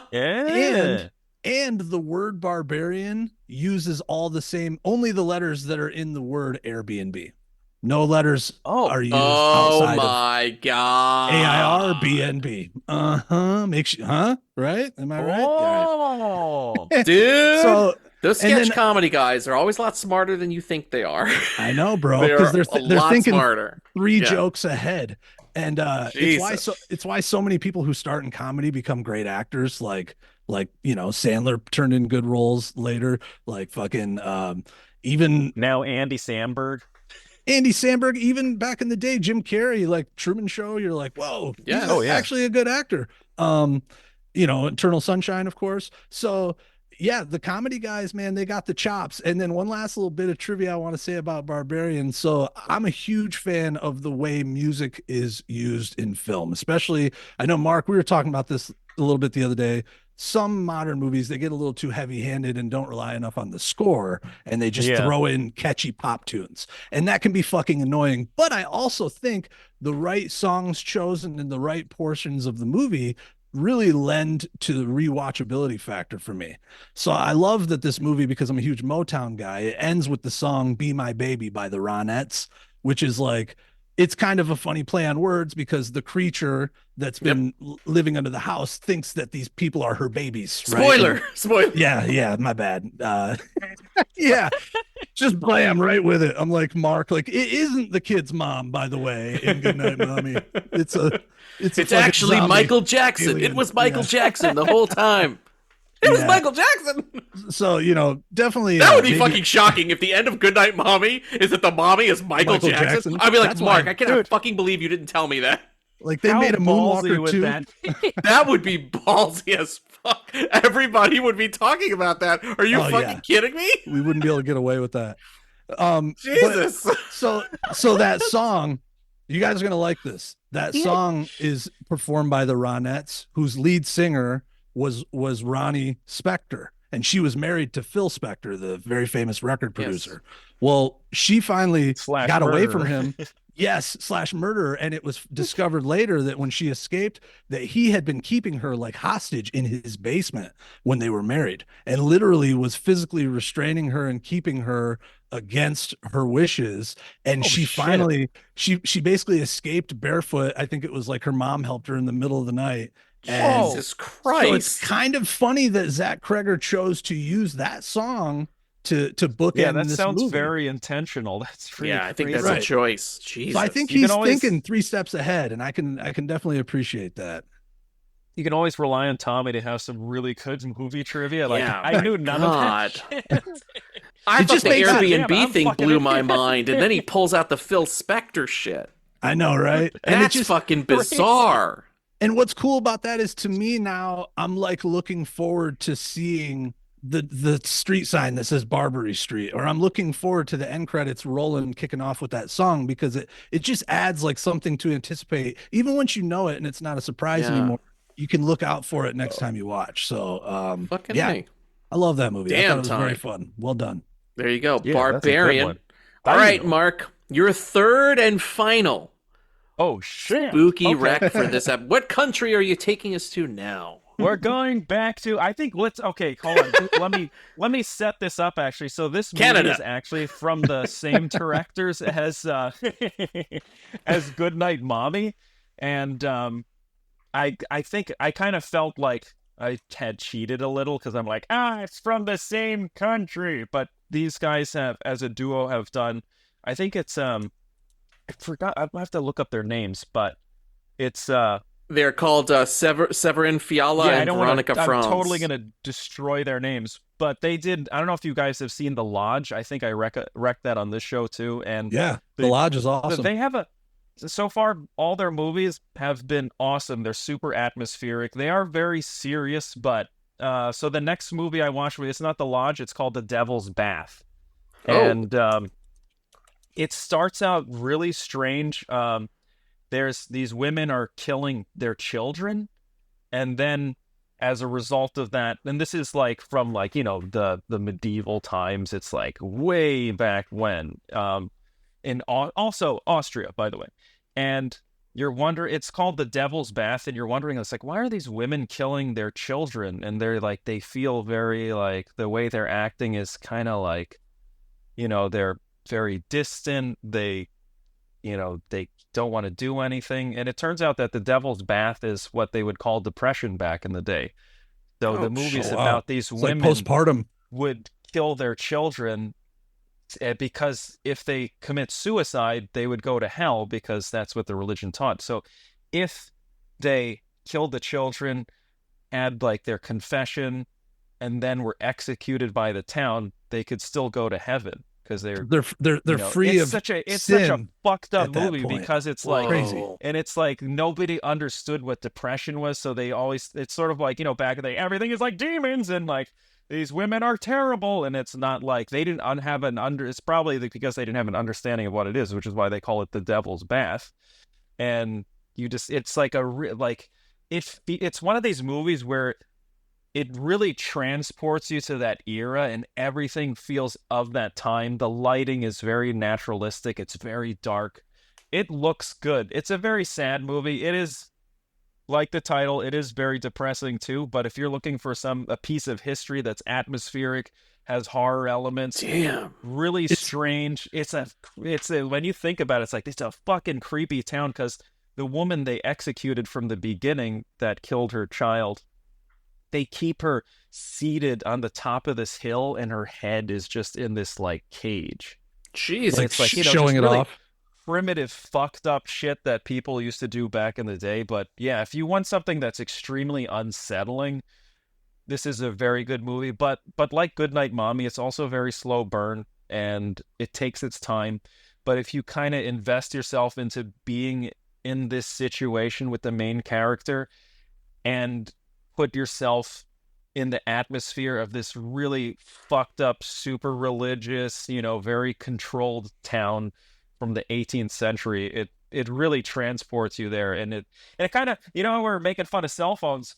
Now it's like, man, God damn, these cell phones are fucking awesome. How many babies' lives are being saved for that one? If you ever wanted to feel good about your living situation and the luxuries you have in life, watch this movie, because it fucking sucked back then. There's no mental health care. No one knew what anything was. They just thought you were fucking possessed, and then you'd get killed. It's like, well, it's crazy because shit times. Mark, when you were describing this, I was thinking. And I didn't want to say it because I didn't want to make light of it, but I was thinking it sounds like postpartum depression.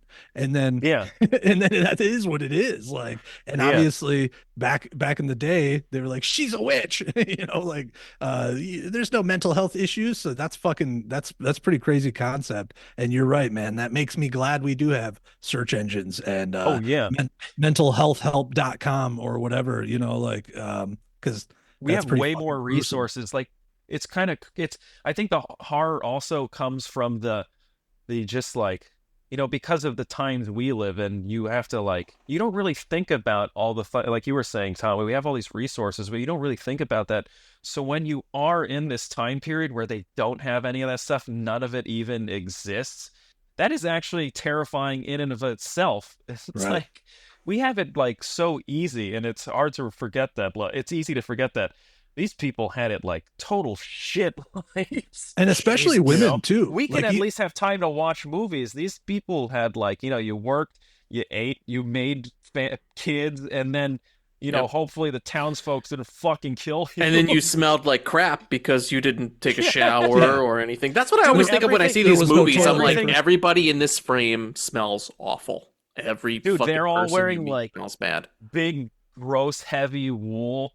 Super thick fabrics, and everyone's just covered in mud and filth. I think that whenever I almost wrecked this movie, by the way, but I didn't. But whenever I watch The Witch, Robert Eggers, I'm like, God, that this room just smells like ass and armpit all the time. All the time. On a good day, honestly. Maybe a little beef stew thrown in for ambiance. Yeah.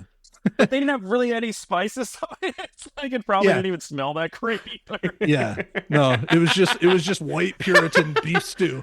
Fucking dead ox in the backyard. Listen, I'm going to tell you though, nose blindness is real. Nose blindness is a real thing. I think if you're in it all that much, you can live in the witch household, and then you don't realize you live in a fucking stink hole until you leave and you go outside and you come back in and you're like, God damn. Well, in this movie, they're butchering a goat right outside their house, and it's just stretched out on that rack thing, and that shit fucking smells. That in combination with the people, it's this whole town probably has a stench cloud over it. It's gross. Dude. I imagine all the dead babies doesn't help the smell either.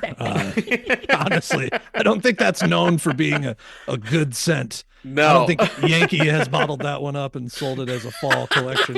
Yankee candles, dead baby scent, brought to you by Mark.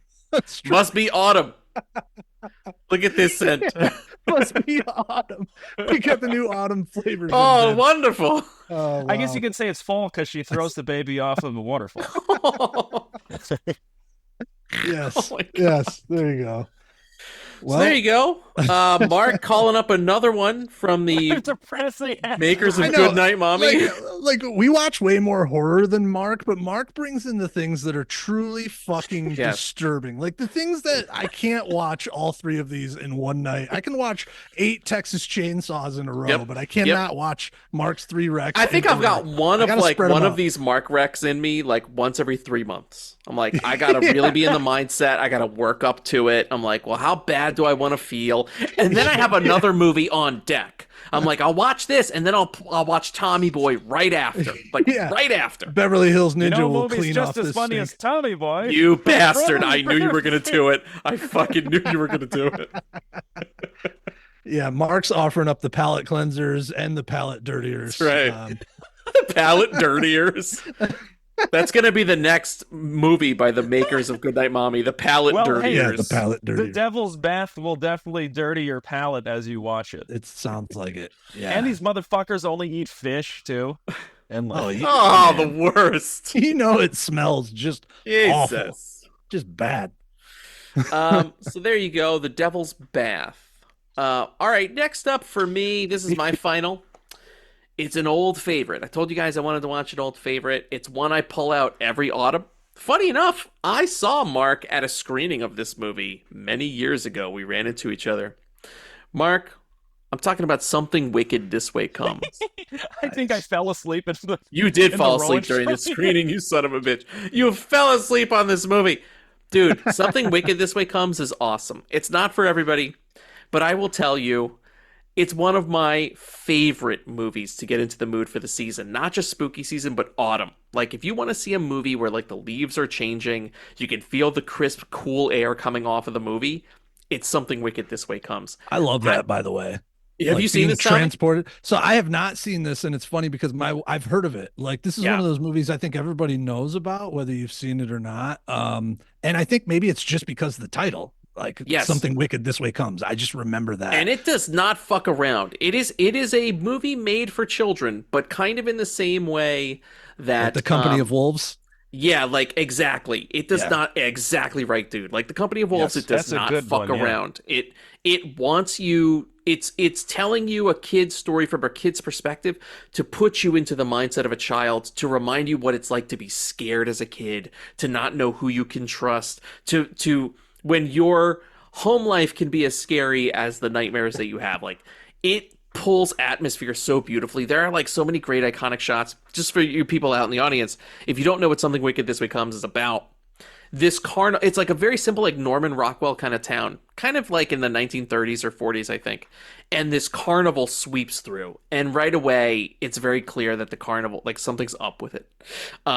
And funny enough, this movie kind of shares a lot of the same genes and DNA as the other movie that I almost talked about.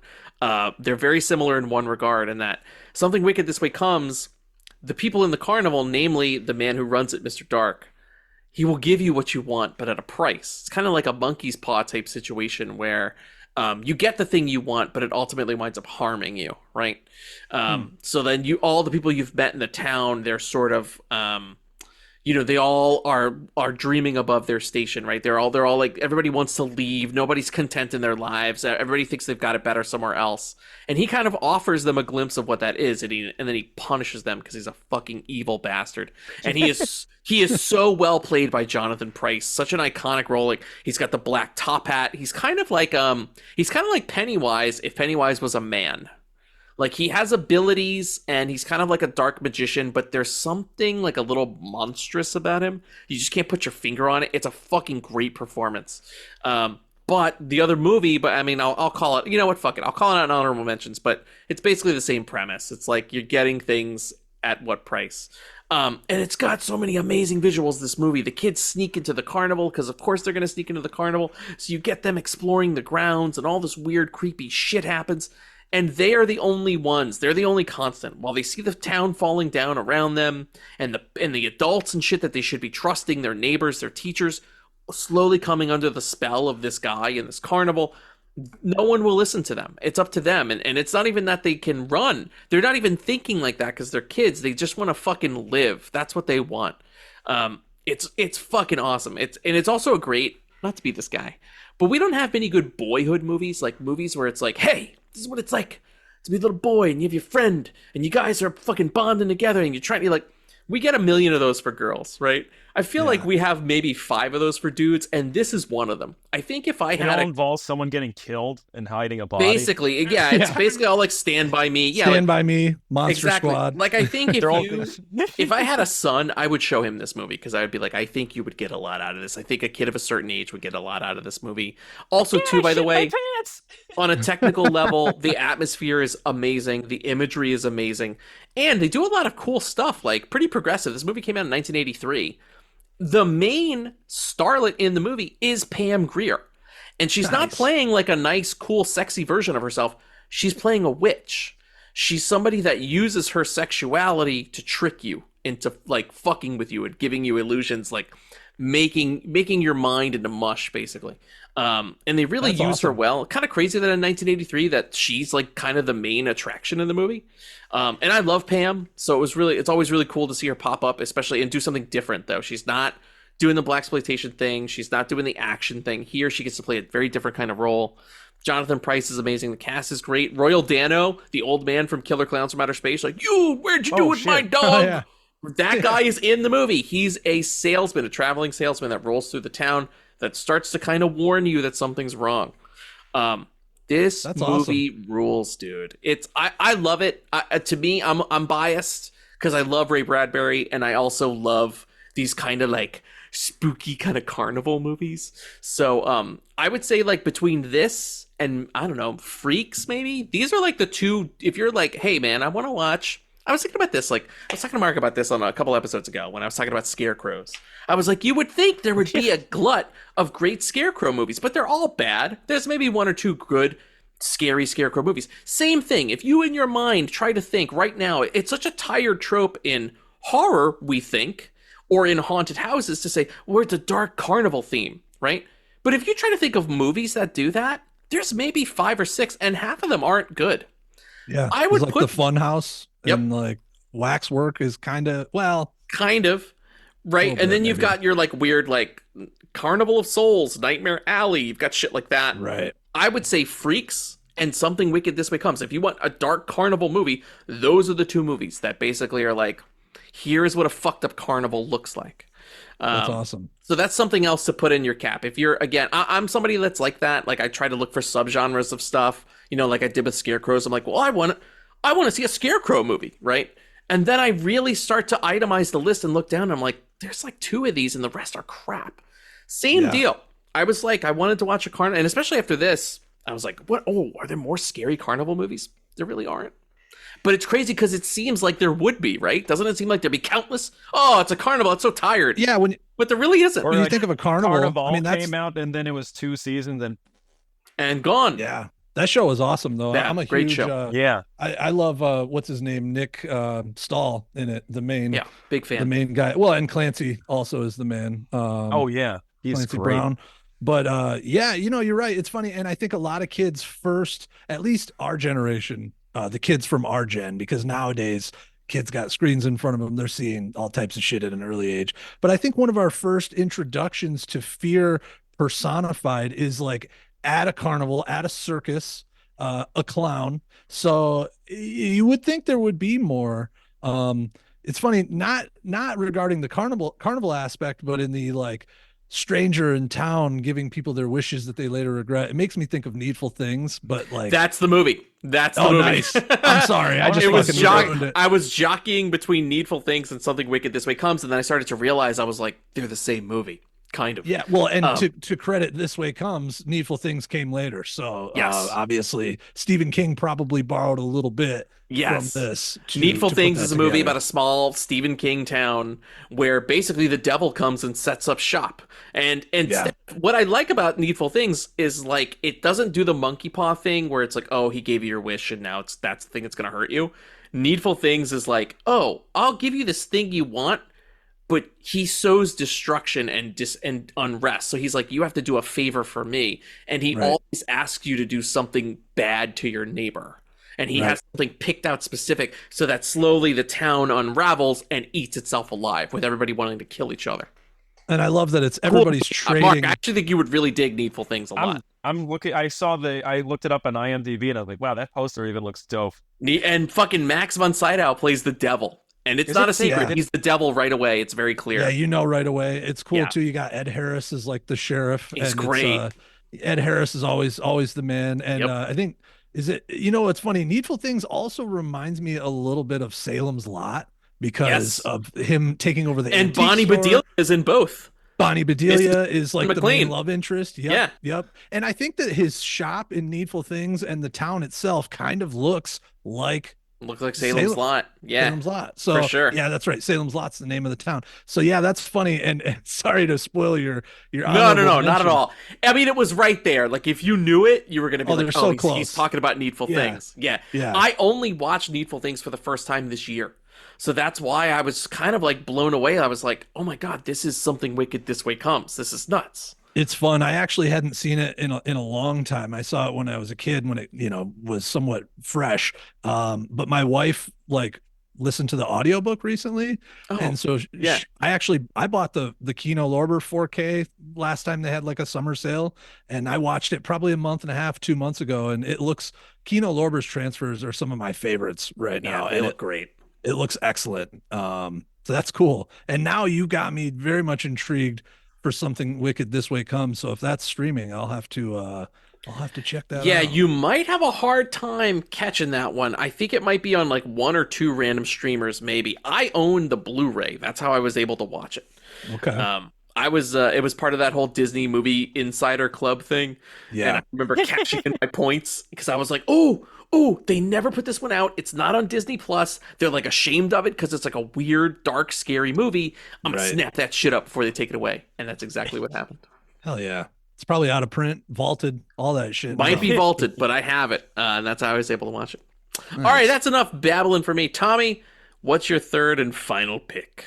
Okay, I'm going to bring it home. So this is something I could easily see you guys having seen. I know you're a huge fan of the first movie. I'm talking about a part 2 here. And before I get specific, I'm going to be coy for a second. I think there are so many good part 2s that have just been slept on throughout history. And, I know that like Friday the 13th part 2, everybody loves that. That's my favorite Friday the 13th. Halloween 2, people don't all like necessarily love that, but fans of slashers are very familiar with Halloween 2. But there's movies like Poltergeist 2 that people never talk about, and that's not my rec, even though I do. That's a light rec. I love Poltergeist 2. That movie's awesome. Reverend Kane, dude, you gotta love Reverend Kane. Reverend Kane and the little kid Robbie's braces attacking him in the bathroom, and like that shit fucked me up as a kid. It's pretty dude. fun. Yeah, it's pretty fun. And there's just a lot of part 2s that really get slept on, and one of those for me in horror is Fright Night Part 2.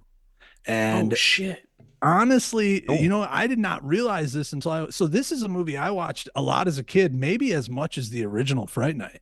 And part of the reason for that is I grew up pretty poor, and my mom, our cable got shut off all the time.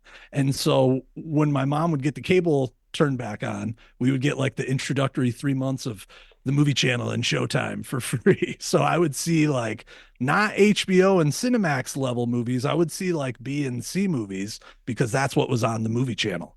And Fright Night Part 2 was a pretty constantly watched flick when I was a kid. So much so that, I don't know, if you would have asked me when I was 10 or 12, I might not have known the difference between Part 1 and Part 2. It was all just kind of Fright Night salad in my little brain. Wow, that's cool. I didn't even know there was a Fright Night 2. Yeah, I've never seen it. I've only seen the OG Fright Night. I adore the original Fright Night. I've never seen this one. I knew you guys love Fright Night, so I thought you'd dig it. It's got a very, very similar aesthetic to the first film, and also the score is pretty much the same theme playing throughout. But it's directed by Tommy Lee Wallace, who did Halloween 3, and I know you guys like that as well. Great fucking movie. Great. Tommy Lee Wallace basically, he cut his teeth with John Carpenter. He was like a everyman on Carpenter's early movies. He played Michael Myers in some of the scenes in 78's Halloween, and he pretty much was John Carpenter's like right-hand man for several late 70s and early 80s movies before he kind of broke off and started doing some directing of his own. And unfortunately, he never achieved the commercial success that Carpenter did. But Halloween 3 Season of the Witch is fucking phenomenal.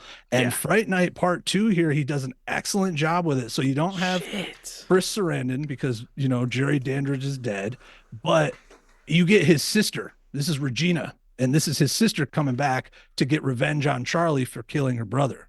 Now, what's crazy to me, one of the most interesting things about this movie, so the movie's really fun. There's great practical effects. There's a great cast. You do get a return of Roddy McDowall, of course. Nice. You get William Ragsdale coming back as Charlie Brewster. Honestly, not to be a total chauvinist pig here, but you get an upgrade at the girlfriend position, going from Marcy and Married with Children to Tracy Lind here, who was I loved her in My Boyfriend's Back when I was a kid. That was my jam. And then one of the best additions to the cast here is Julie Carmen as Jerry Dandridge's sister, who's also a vampire. And Julie Carmen was in the Mouth of Madness. She's the chick that went with shit Neil. I love that movie. Yes, that's super underrated. So anyway, the cast is great here. You're going to get a lot of familiar faces. You get John Grease, who plays Uncle Rico in Napoleon Dynamite. He also played a werewolf in Monster Squad. Somebody lock me up. He plays a werewolf here in this movie as well. Yes. How have I not seen this yet? What the fuck? You know what? What might have happened? Man, you got a lot of good werewolf content. Dude, fucking A. Yes. So this movie came out. Apparently, one of the producers of this was a guy named Jose Menendez, and he was involved in the production of, I don't know about the first Fright Night, but definitely part 2. And Roddy McDowall and original writer-director Tom Holland were in talks with this Jose Menendez guy to do a third Fright Night movie and to come back for it. Well, literally, they had a business lunch with this guy, and he went home, and that night was murdered by his sons, the Menendez brothers. Oh shit! I was about to say his name had like a murdery. And because of that, obviously they scrapped the third part, and then the box office release was totally muted and suppressed for part 2 here.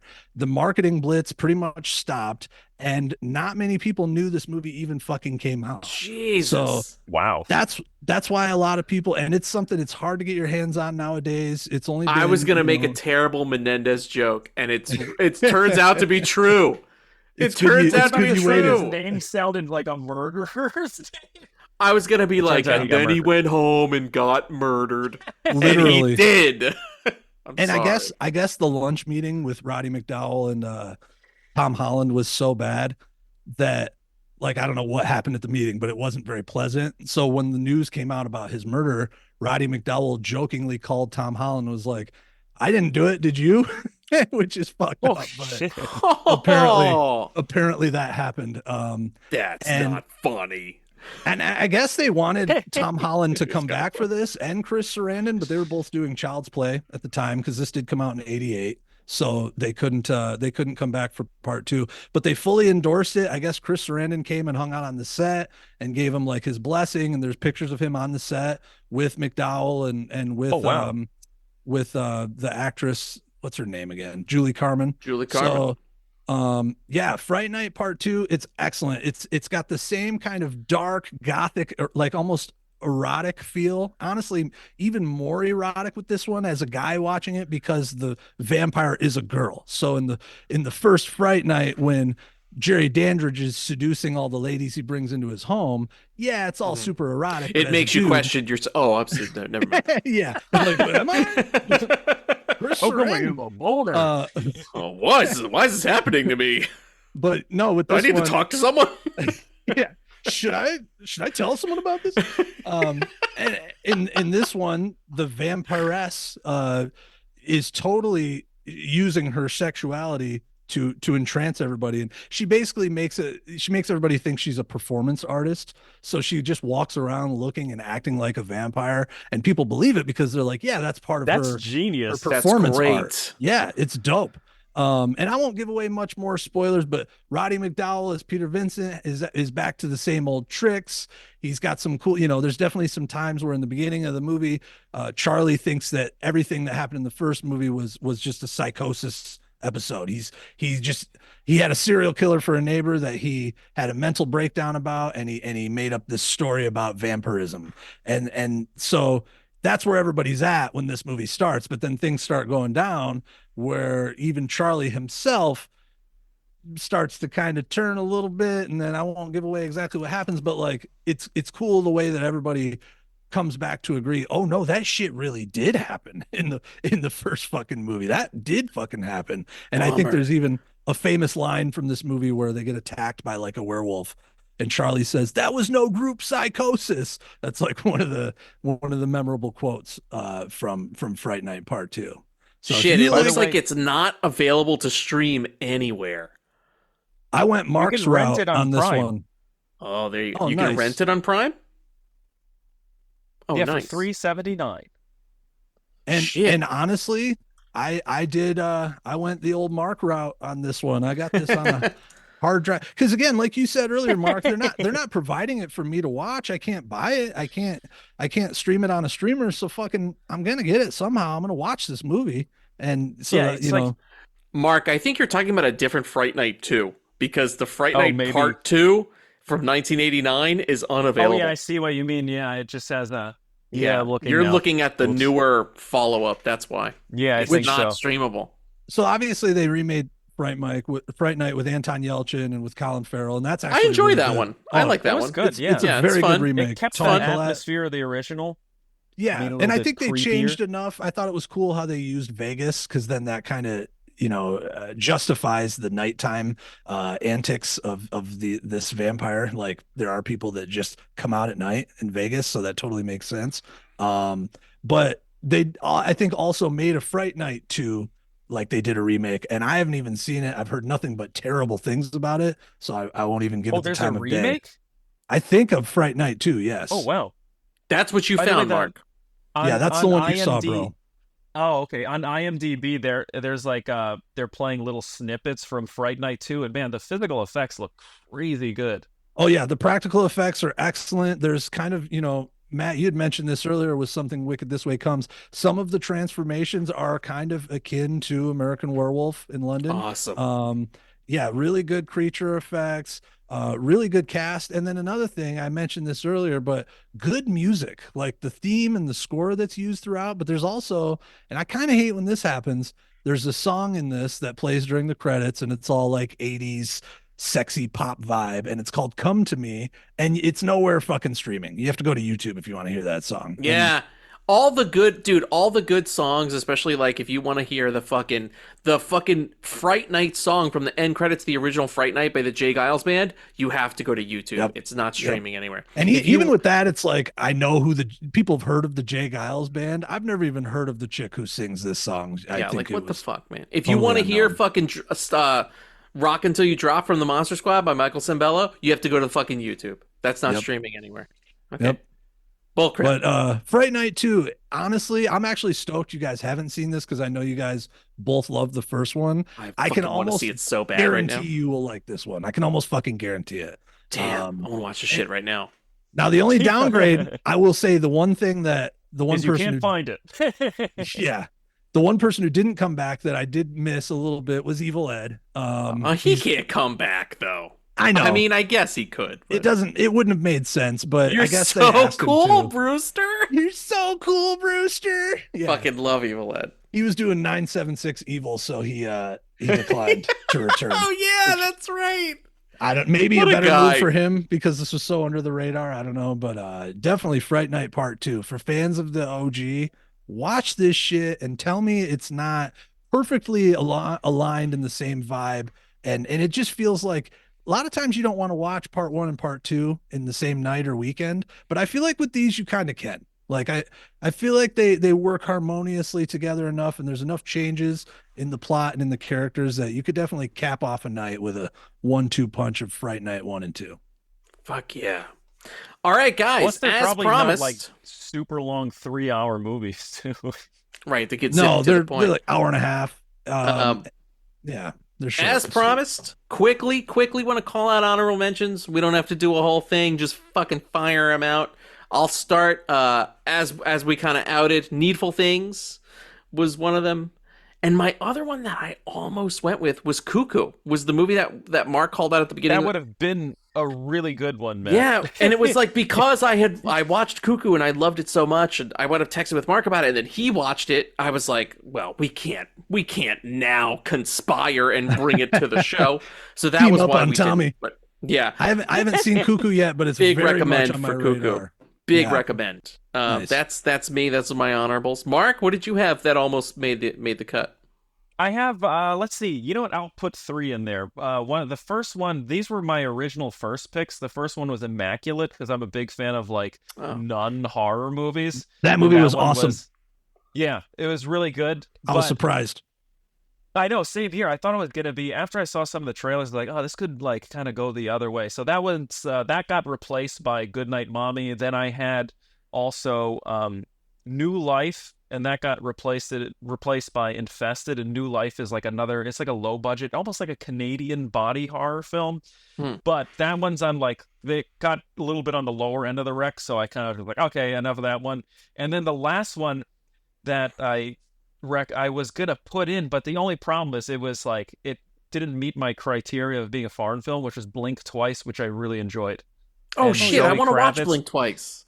Is an awesome director. Visually, she knows how to tell the story visually. It is disturbing, and there is a trigger warning at the beginning, so if you do have certain sensitivities, don't worry, there it is, a warning beforehand, and you can decide whether you want to continue or not. It is a bit like, it is disturbing in that it also could be very realistic too, and some of the stuff I'll just say it, it's sexual assault. So if that stuff makes you feel uncomfortable, this movie, it is part of it's. You have to see it though. It's told in a way that is not like, I mean, it's just a very interesting movie to watch and how it unfolds. And I may have spoiled a little bit about it, but I feel as though that because of the content, people should know, because it's like, yeah, I agree. I agree with that. Yeah, it's one of those things that you don't want to go in blind. Yeah, but you do. Okay. It's one of these. It's one of these movies that's like a layered, like an onion. The more you peel back as you watch, the more like engrossing, the more in depth it gets, the more disturbing it gets. So if you like those, most of the movies I have recommended for this have these really good buildups, and this one was phenomenal. And it's kind of sad that it didn't make it, but it would have if it was made in another country. But good job to Zoe Kravitz. If they had shot in Canada, I could have concluded it. Hey, in the spirit of Mark's trigger warning, I will also give a trigger warning for The Nest. Pet parents, if you're not in a place to see pet stuff, I would avoid for a bit. So that would be my advice on The Nest. I'd hang back on that. I'm not saying people own cockroaches. I'm saying people own other things. The cockroaches meet untimely ends. Could be. There's no secret there. Mutant cockroaches. Yeah. I'm feeling that. But I will say, pet parents definitely take a pause on The Nest for sure. All right, Tommy, dude, let it rip, dude. What were your honorables that almost made the cut? I'll just give you my like last two plus a TV show that I've been watching that I thought I got to call this out. So first honorable is Strange Darling. I don't even think it's in theaters anymore. But fuck, I need to watch this too. God damn it, I'm so behind. It was excellent. Honestly, Strange Darling and The Substance are the two best horror movies of the year for me so far. Really? Yeah. And I liked Abigail. I did like Immaculate. I didn't think I would. I've never thought Sydney Sweeney was much more than eye candy, but she's actually good in Immaculate. And the story in Immaculate, for someone who's a fan of like Rosemary's Baby and all these like possession, exorcism, religious movies, Immaculate was pretty well done, and I felt like kind of brought something new to the table, so it was fun. It also did you find that it also took it to certain places where you're like, oh god, they're actually doing that? Oh yeah, and this is the movie, especially that's in the theater. At the end, I'm like, fuck, man. And honestly, I tip my hat to Sydney Sweeney, because she's this like kind of pop culture sex symbol right now, and for her to do that movie, and she actually resurrected that movie because it was dead in the water, and she EP'd it and brought it back. Oh wow. Damn. I That's throw cool. a little respect her way for doing that. But anyway, Strange Darling though, I think I liked it a little better, and probably top 2 for me for 2024. Nothing that is that surprising. None of the twists in Strange Darling are that mind-blowing. It's just super fun and super hardcore, and kind of like the way it was shot, it reminds me a little bit, we were talking about the cinematography of some of these foreign filmmakers, and it's got that feel to it a little bit, ultra bright and like hyper visual. And Strange Darling, super fun. Kyle Gallner is kind of like a Scream King, Prince, whatever the fucking nomenclature is for dudes that aren't Scream Queens. He's been in a lot of stuff now, and he kind of has his like horror flowers, so he was great in it. And Strange Darling, super fun. My other honorable mention, I hope you guys have both seen this, From Dusk Till Dawn, Robert Rodriguez. Probably a classic, one of his best movies. It's up there. Oh yeah, for sure. It's a screenplay written by Tarantino. Tarantino and George Clooney are amazing in it as these bank robber brothers on the run. Obviously, Harvey Apple Keitel. pie, pussy. We got a new flavor. Yeah, dude. I love that shit. And Sorry, I had to say it. I can't hear Dust from Dusk Till Dawn and not do that. I have to do it every time. You know what my wife and I do all the time? We jokingly say, if you can find cheaper pussy anywhere else, fuck it. Say it all the time. And From Dusk Till Dawn was the first movie that I saw. I was probably 12 watching that movie, rented it from the video store, rode home in my bike, probably 3 miles from PJ's Movie World. And my brother and I watching this movie are like, oh, this is a pretty cool heist movie. This is like a on the run trying to escape to Mexico. And then it completely flips the script. Spoiler alert. It's a total vampire in a Mexican strip club movie. That's what it actually is. Yeah. And it's awesome. It's awesome. I love that they have to take all this stuff that's been pillaged and pirated and all this loot from these truck drivers, and they use it to make vampire killing devices. You know, they take a bunch of condoms and fill them with water and bless it, and now it's holy water balloon. So I also love when the vampire band, it's my favorite sign off for any band and movie. Fuck you, good night. Fuck you, everybody, good night. Yeah. I wish real bands would sign off that way. I also wish real bands would play guitars made out of torsos. Out of torsos. Yeah. Why don't we get more From of that? Dusk Till Dawn is awesome. It is so good, man. Yeah, I love it. Great pick. Last thing for me, I've been watching this on, I think Paramount Plus brings back some childhood. I've been watching Real Monsters during like my lunch breaks. Fuck yes. And it's just a fun, if you liked Rugrats, if you liked love it, dude. Dark, it's right up there in that alley. Fun show. Fucking A. Damn, those are good. All right, people, as promised, we gave you 9 horror movies that we want you to watch this spooky season. Then we also gave you a ton of honorable mentions, a little bonus on top. I want to thank Tommy for joining us for this epic special. Thank you guys for having me. Great Rex. Yes, great fucking Rex, dude. I'm glad to finally know what we all chose. I'm glad I know. The suspense Let the mystery die. Now we can actually talk again. The text thread has been so cagey. It's like, huh? Yeah. Now we can. It's like the Spider-Man meme. We're all just pointing at each other. Like, is it you? Is it you? Now we can speak freely again. It is kind of cool that we didn't have any like doubles. That's pretty impressive. There was no overlap at all.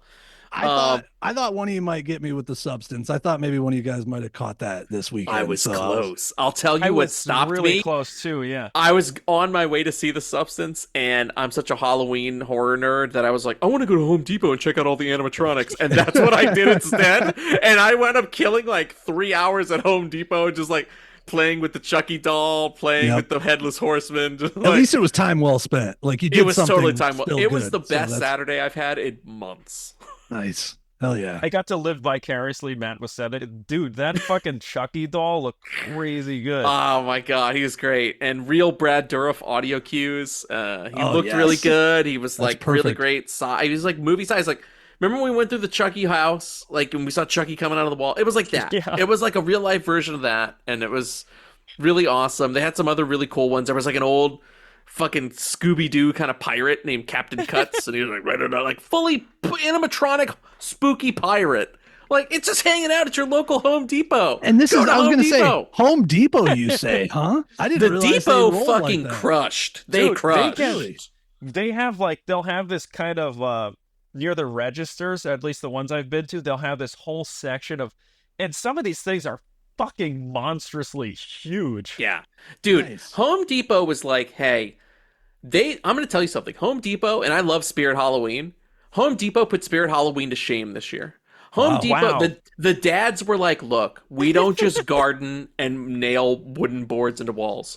You want fucking haunted animatronics? We got that shit. Yeah, and they converted their fucking dad hangout spot into a mini horror theme park that I highly suggest you all go visit. Wow. Home Depot was incredible. And they have all the triggers. If your Home Depot is worth a damn, they have all of them set up and they have the triggers. So you can go tap them with your foot and activate the animatronic.